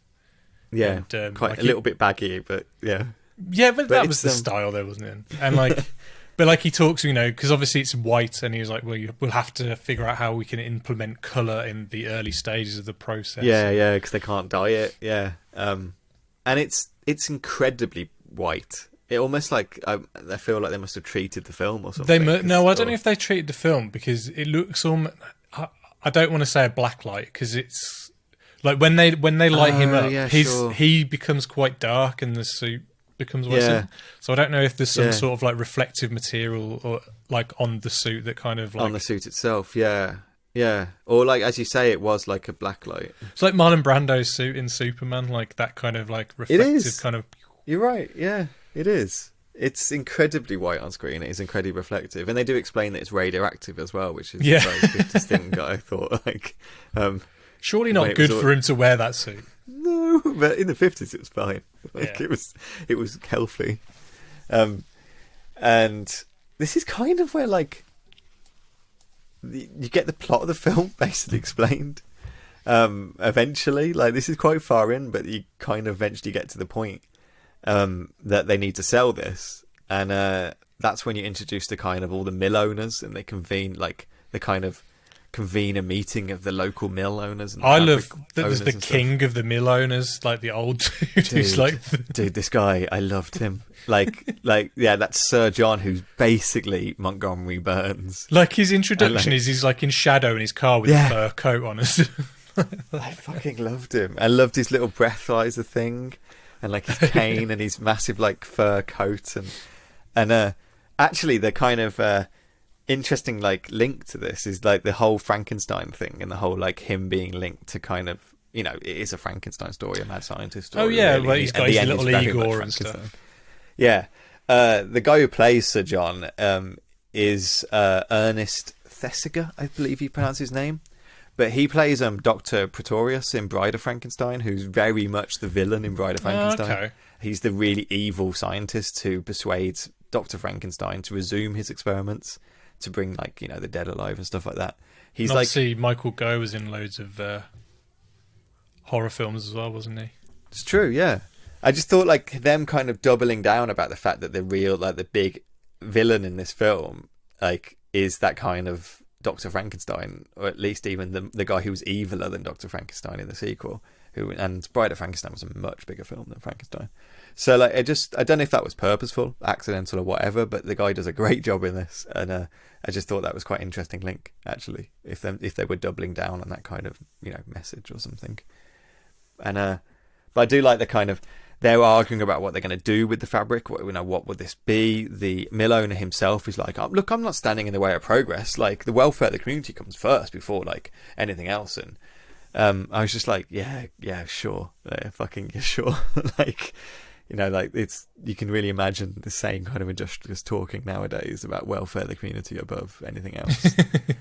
And you know, and Montgomery Burns has like a good shot back about, he goes like, look, we can't stand in the way of progress. Was the spinning jenny a disaster? And Montgomery Burns is like, well, for the people who didn't control it, yes, it was. Like, which is the whole kind of the message of the film about whoever controls that means of production is actually the one profiteering from it. And they decide at this point that they can't just let this fabric get out there, because if it does, then it will ruin them. Because so they're going to buy it off him and suppress it, I guess. Yeah, just, you know. They want to suppress it and not actually put it into production. But they were going to put it to the press, weren't they? Because he turns up to the mill to kind of present it to the press. The press are all there, aren't they? They're like waiting. Yeah, the press are all there. Yes, because the mill owner himself was going to just put it to the press. It's not until the kind of convening of the kind of bosses come over,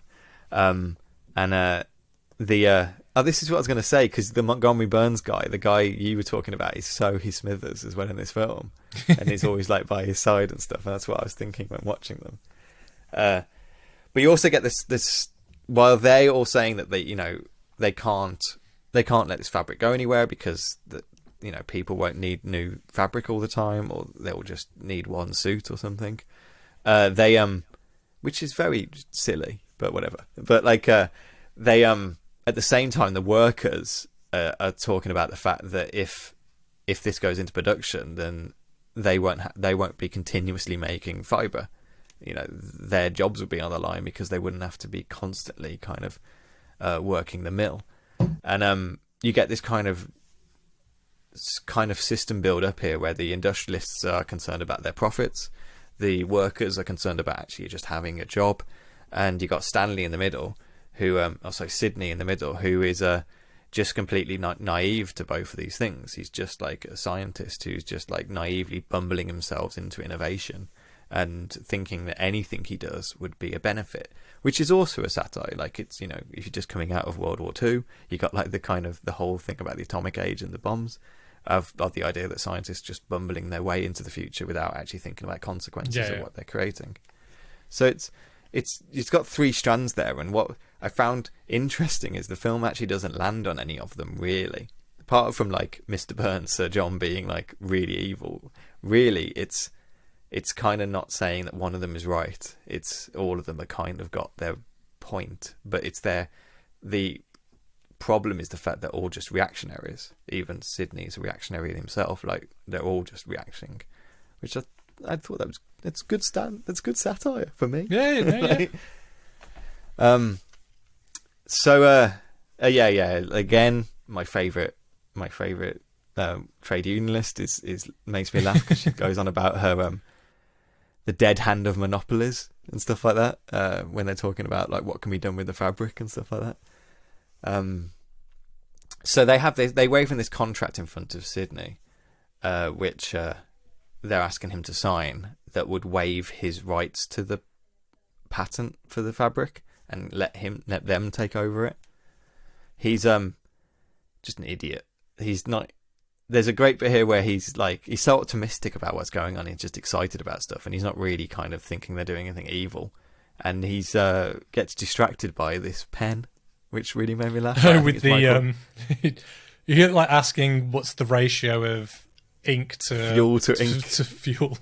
Yeah, because it's a lighter with a lighter. Yeah, I was expecting him to light the contract with it or something like that. That's what I was expecting to happen, but no, he's just very naive. And eventually he realizes they're trying to kind of take the experiment away from him, and again, this is very kind of caperish.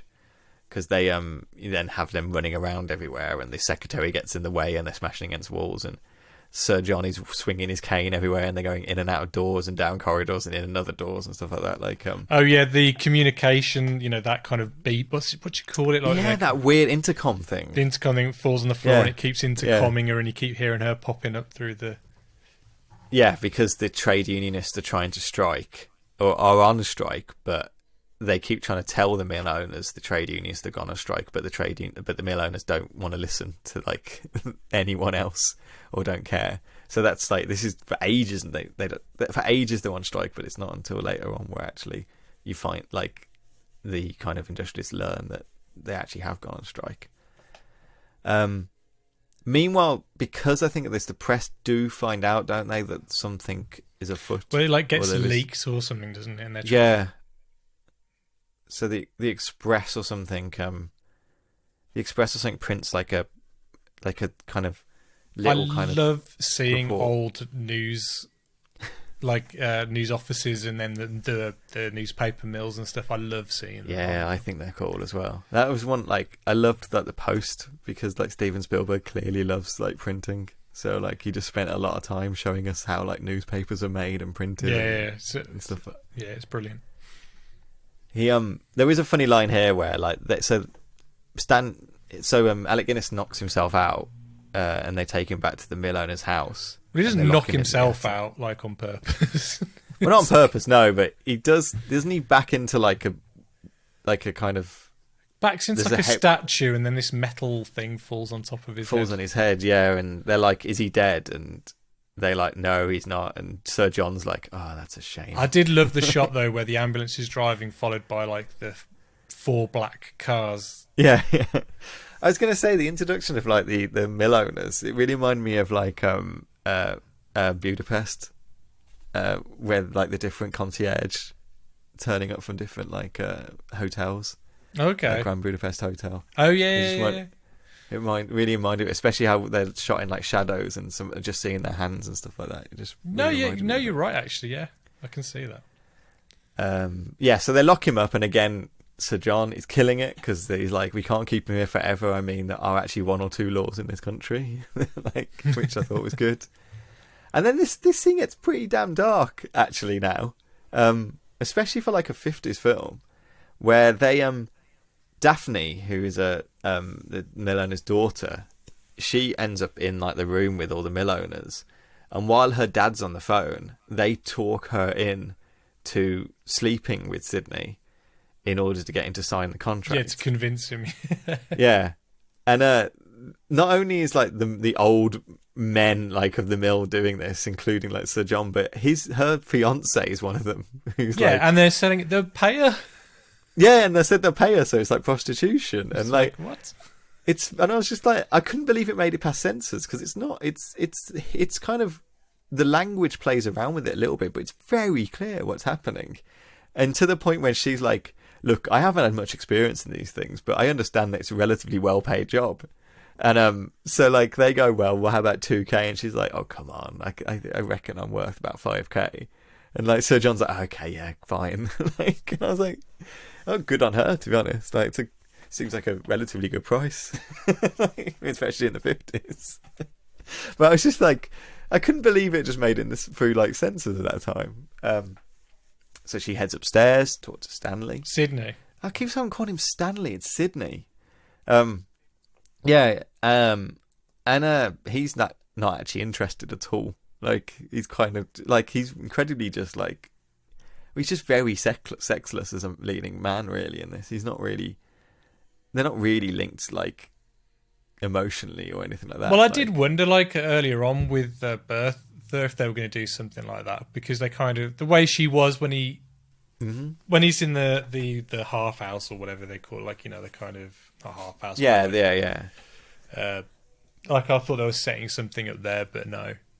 No, they don't really, do they? He's just a guy who's intent on just seeing through his goal of getting his invention out. That's it, really. Yeah. I was wondering if they were trying to like suggest he was gay, but I didn't really get any of that coding either. There was one line, I think, when there's all the men in the room before they suggest, they're like, I think Michael Goff says, he goes, there must be something we can use to kind of tempt him. And then he goes, I think Michael Goff goes, women. And then I'm sure he goes, that's it. I'm not sure he's that well inclined or that way inclined or something. Oh, okay. Like There's no sense in pursuing this boy with money. We've all seen it. Means nothing to him. Well, what else could I? Oh, yes, put him on, will you? Women? Didn't seem to me to be the type. It's often that type that... Very true.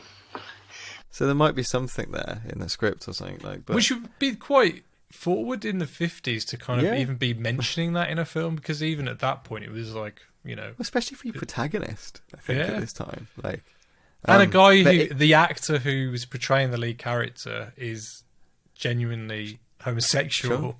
Sure. It's like he was...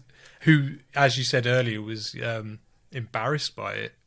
Yeah, it's quite shameful. So if that's what they were like referencing, that would be quite interesting. Quite weird. Mm. I did quickly try and look up something, but there's not much online, I have to say. But like, there is a suggestion that most kind of Ealing leads were kind of sexless. Really, they just kind of wrote these kind of not really romantic like protagonists. So maybe it's just more that, but.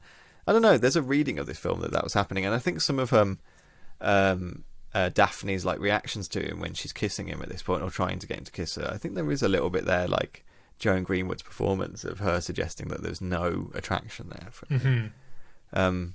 But again, he could be just one of these. I don't know, like he's. I don't want to say Asperger's or something like that, but that kind of, you know. Oh, I know what you mean. Like that kind of way of thinking, where it's more about his goal and nothing else really matters. He didn't care, but like he rejects her basically. He just flat out rejects her, and she's actually really happy about it.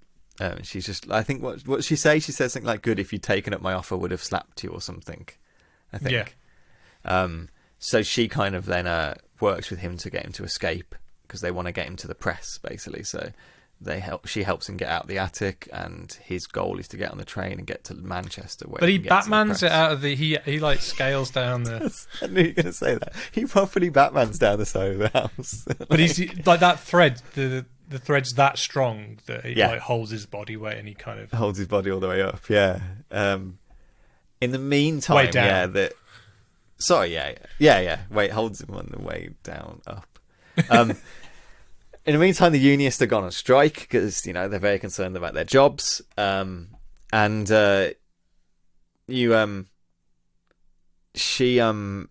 gets back to his line of like halfway house place, and he bumps into Bertha. They have an argument about the fact that she's thinking that they're using him to make this fabric to put the workers out of jobs, and he's explaining to her that no, they're trying to suppress my invention. I don't know what makes her think that though of him though, because like when she sees him earlier on and he's got his white suit on, he doesn't come across as a man that's being he's excited to kind of I think she just, as you say, that they definitely play some sort of attraction from her to her, I think, and she's just thinking the best of people. Well, until about 2 seconds later, where she locks him in a room. She does say that line. She goes, like human life means nothing to those sort, like, which I like. But yeah, she locks him in a room. We have missed. He's tried to get a train, but he's short of money, or he doesn't have the exact change or something like that. Yeah, and the taxi driver won't give him 5p. So yeah, he wants to get. He has to go back to his halfway house because he knows he's got some money in his vase. But he gets into his room, and there's already another guy in there. Like they've already let the room out again. Oh, so, yeah, that's so when who he gets, is, yeah. So yeah, so Sydney gets locked in the other lodger's room, and then the lodger gets locked in Bertha's room or something like that. Or a toilet or something. It looked like it was. Yeah. You get introduced to this new character out of nowhere that suddenly gets a ton of lines. Again, more people getting locked in and out of rooms. Yeah, a lot of caperish locked in and out of rooms. So yeah, the other lodger's locked in another house room. It's like he's locked in another room, and he's trying to find a way out. But he's being guarded by one of the other union, by one of the trade union guys. Yeah. In the meantime, it cuts back to the kind of mill owner's house, and the trade unionists and the industrialists are going at it. But then they slowly realise they're on the same side, like they're both trying to suppress what's going on. Yeah. So Bertha tells them that she's got Sydney. Yeah, which like deflates the kind of mill owners, because suddenly actually it means the trade unionists have the kind of power in this negotiation. But then that's interrupted by the fact that the other trade unionist runs back from the house to tell them that Sydney's escaped somehow. Well, yeah, we've like Sydney sees a little girl outside, and he's even got like prison bars, so he's like looks like he's even like been in prison. He sees this little girl, and he obviously hatches a plan with the little girl. Like she knocks on the door, he opens it, and she goes, "Oh, there's a man in there, and he's just escaped." Yeah, and so he ran that way. Yeah, so he looks in the room, and obviously he can't see him, so he runs out the house to look for him, and then Sydney pops out the closet. The closet. Oh God! Yeah. Don't. And there, Sydney runs away, but Sydney is wearing a radioactive white suit. So he is incredibly visible in the street. So this kind of chase happens now through the streets of whatever tiny town in North England they're in, where you get these hordes of trade unionists chasing him down to kill him, and the industrialists as well are chasing him down to kill him. But a butcher is finishing work at the same time. It's a baker actually. Yeah, but I love this scene. Yeah. So the baker's finished at work and walks out the bakery in his whites, and they mistaken him for Sydney, so they start chasing the baker around to beat him up. I love it though when he finally gets home and he's his daughter or his wife pops out. It's like, what have you been doing? Yeah. All this horde's chasing after him, and his daughters. I thought it was his daughter as well, but it might be his wife. Was just like, what the hell have you been doing? And the guy's just like, I don't know what's happening. I'm just being normal. I thought that really cracked me up. That was one of my biggest laughs, actually. And then as you say, the girl comes back as well. I thought the little girl was a really good actress, but she again lies for Sydney, says that he's run another way than he has, and sends the kind of crowd to run a different way. I guess Sydney's kind of childlike, isn't he? And he's kind of he is the way he acts and the way he is. So he's kind of probably got a kinship with kids. Do you know what I mean? He's very just charming and nice and honest and open, and very naive. Then this, he runs into his landlady, and he's asking, begging her to help him. I think he's begging her to give him one of her blankets that she's just washed or something, so he can wrap himself up so he wouldn't be glowing, so people can't see him. And she has a go at him for being what about my bit of washing? If with you and you scientists, you never know when to leave alone. When there's no washing to do, what am I going to do? Which I didn't expect that to be part of it. But I love it now when they all turn up. It is like they're about to burn down the windmill with Frankenstein monsters. It is. They just don't have the firing kind of stakes or whatever. But they're trying to tear him apart, basically, aren't they? But we cut back to the lab now, don't we? Yes, yeah. You see what? Yeah, I think you see the guy you're on about keeps drinking stuff. I think it's him, isn't it? No, isn't it Will? Isn't it? It's his like. Is it Wilkins? Like his. Oh no, it is Wilkins. Yeah. His like his little lab assistant. Yeah, his lab buddy. Yeah, and he finds the reams of this fabric. It's started to disintegrate on the kind of whatever they're called, like spinning top things. The reel or whatever it is. Yeah, and so he runs out the lab to try and warn Sydney that actually this fabric's unstable. It's not gonna it's not gonna be a world beating fabric or something. Too late. The crowd are already on him, but when they start beating him up, his suit just starts like disintegrating in their hands, and just kind of starts falling through their fingers and stuff, and everyone's like burst out laughing at him. I love it how it stops being like a normal fabric and ends up just looking like cotton wool. Yeah, it does, doesn't it? But I felt so bad for him when they all start laughing at him. Yeah, me too. Or not, I don't know if they're laughing at him, but just laughing that it's just, well, that's it now, it's over now. Yeah, they're gleefully laughing that like innovation has been squashed, aren't they? Really? They're but like it's just because like obviously later on he's a scientist. He's going to figure out a way to kind of something, to figure that out.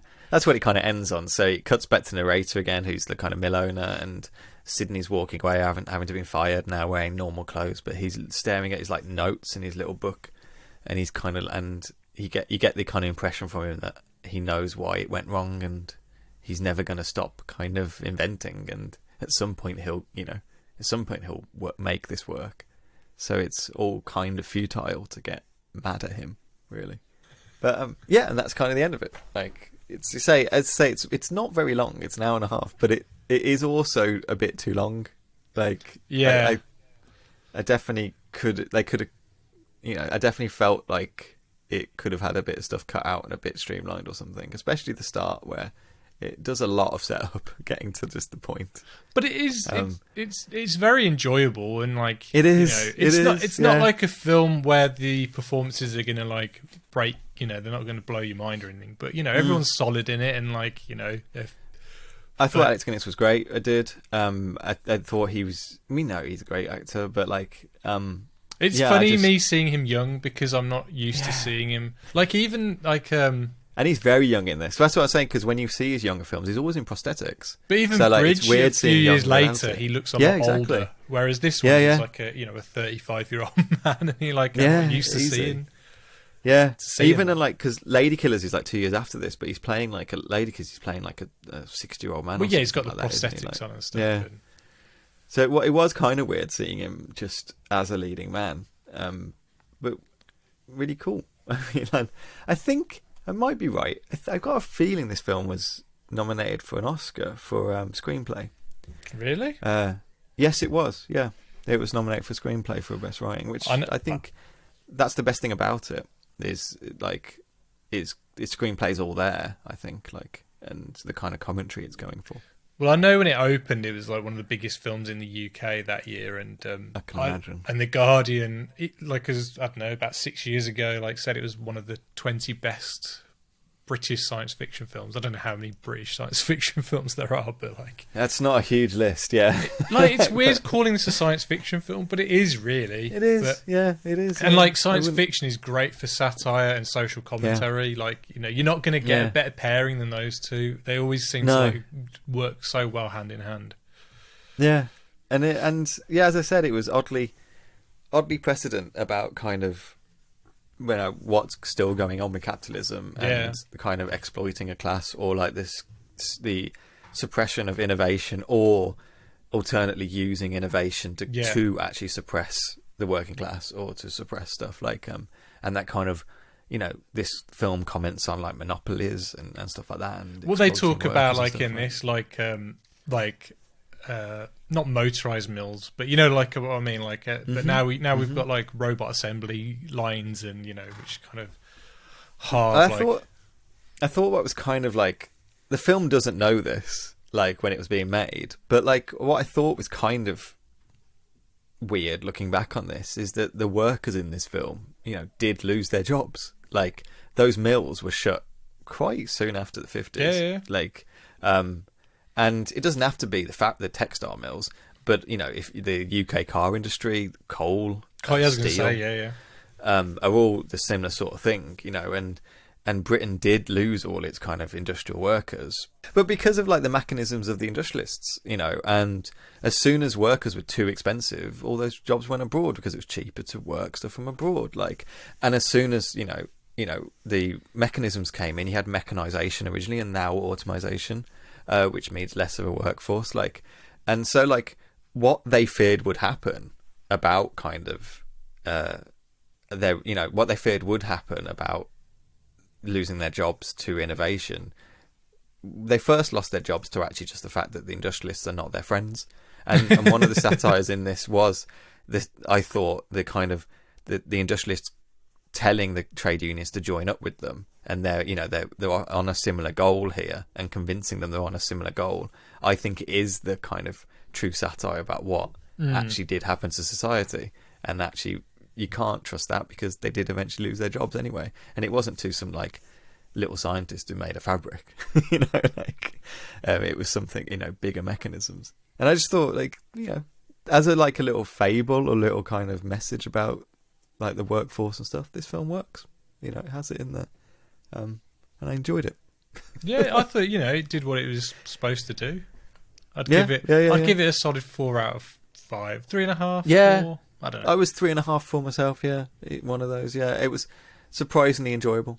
And in terms of shooting, we haven't really talked about how it's shot and stuff like that. It's I guess a lot of it was shot on sets and things, but I thought it was kind of shot like a noir, if that makes sense. Which I don't know if maybe that was a thing about Ealing Comedies and stuff, but it looked very noirish to me. I mean, it's black and white, so I mean that helps for a start. That helps, yeah. But no, I can see that. And I mean, it's not shot it looks great. I mean, it looks perfectly, fine. It's not like Akira Kurosawa last week where it was just invention all the time, and just mind blowing cinematography. But it looked, it didn't look cheap. It didn't look it didn't well photographed and everything. It just wasn't There's a way by the way, the director Alexander Mackendrick, American guy who then grew up in Scotland. So actually not a British guy. I was going to say stealing our jobs. But actually, I think he's American Scottish, so whatever his passport said, whatever it was. But he did a lot for Ealing. Yeah, exactly, and you do get an element of spectator sees more of the sport kind of thing. So him coming in as an immigrant could actually maybe help him make bigger satire. But also, I think British, as well, it also helps when you do things like that. If someone is a bit of an outsider, because they kind of see it from a kind of different lens, and they can kind of add their perspective to it. And I think he didn't follow this up immediately with Lady Killers, but I think that was a few years later. But Lady Killers is a wonderful film, and again a great satire on comedy crime and British crime stuff. What do you think of the remake? I haven't seen it since I saw this. Did we see it at the cinema? I think we saw it at the cinema. Yeah, we did. I remember not really enjoying it, but actually there's something in my brain that tells me I think I like it. I just think Tom Hanks was pretty good in it. Yeah. Yeah, I would like to rewatch it actually. Because he plays it more like he looks like the KFC guy, doesn't he? Yes, because they moved the setting to kind of New Orleans, haven't they, or something? Yeah. I know it's got William H. Is it William H. Macy's in it? No. Is he in it? Have I made that up? Is he in it? I need to have a look. Yeah, I barely remember. I know one of the Wayans brothers is in it. Yes. J.K. Simmons is in it. I think that's who I'm thinking of, not William H. Macy. Oh, what's his name? Zimar is in it. When I talk about it shot like a noir, it wasn't shot like. Often when I see old comedies, when they're shot as comedies, they're very bawdy. Yeah. Do you know what I mean? And shot very telling you that this is funny.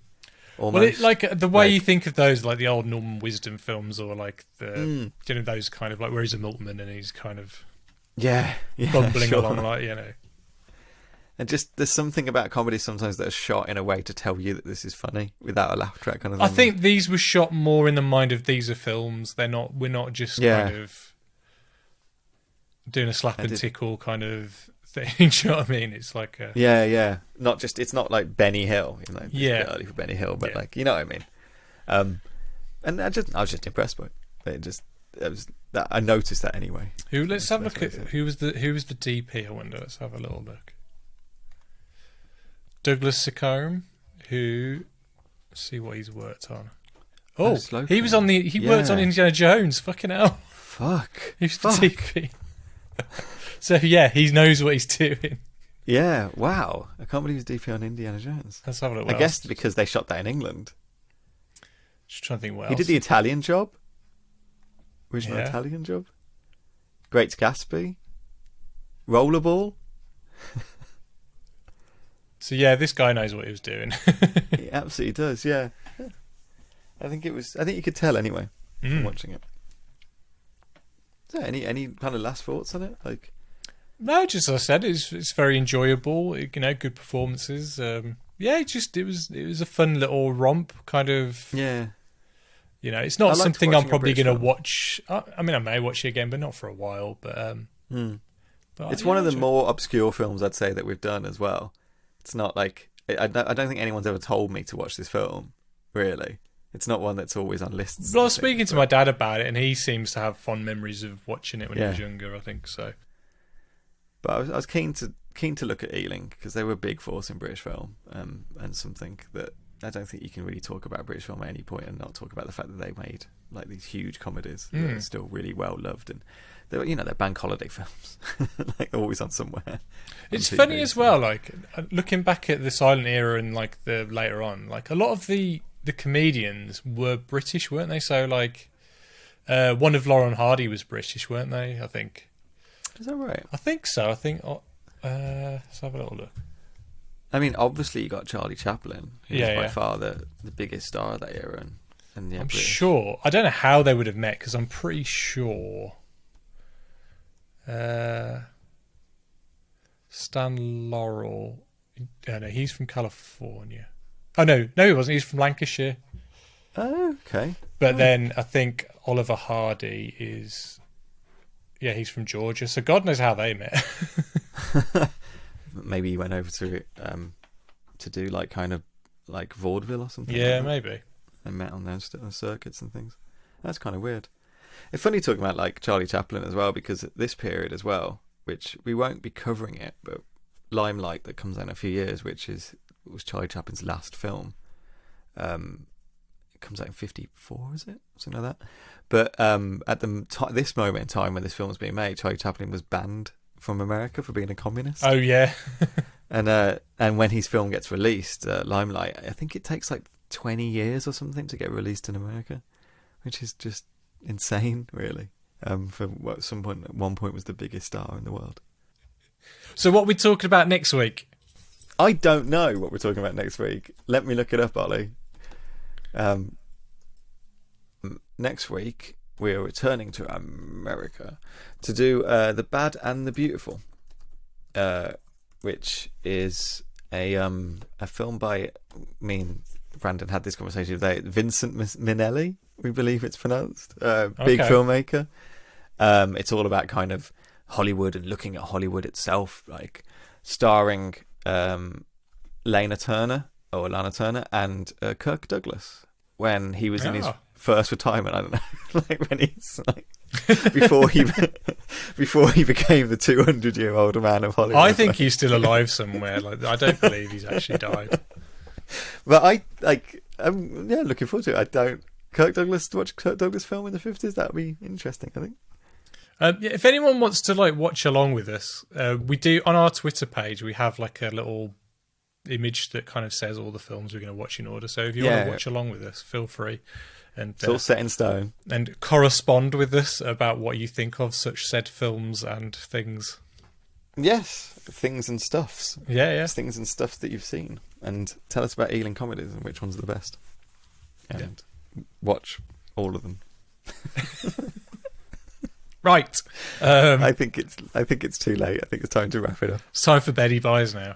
It's time for Betty Buys. Cup of tea and some Z's. All right. Thanks for listening. And don't forget you can reach out to us on Twitter. We are at AdjustYourTrack. That's with a YR, not a your. Please rate, review and subscribe. We'd really appreciate it. It would really help us. You can do that on Spotify, YouTube, Apple Podcasts, Stitcher, where else? Amazon Music. Are we on anything else? I don't know. And yeah, don't forget, if the picture's bad, always adjust your tracking.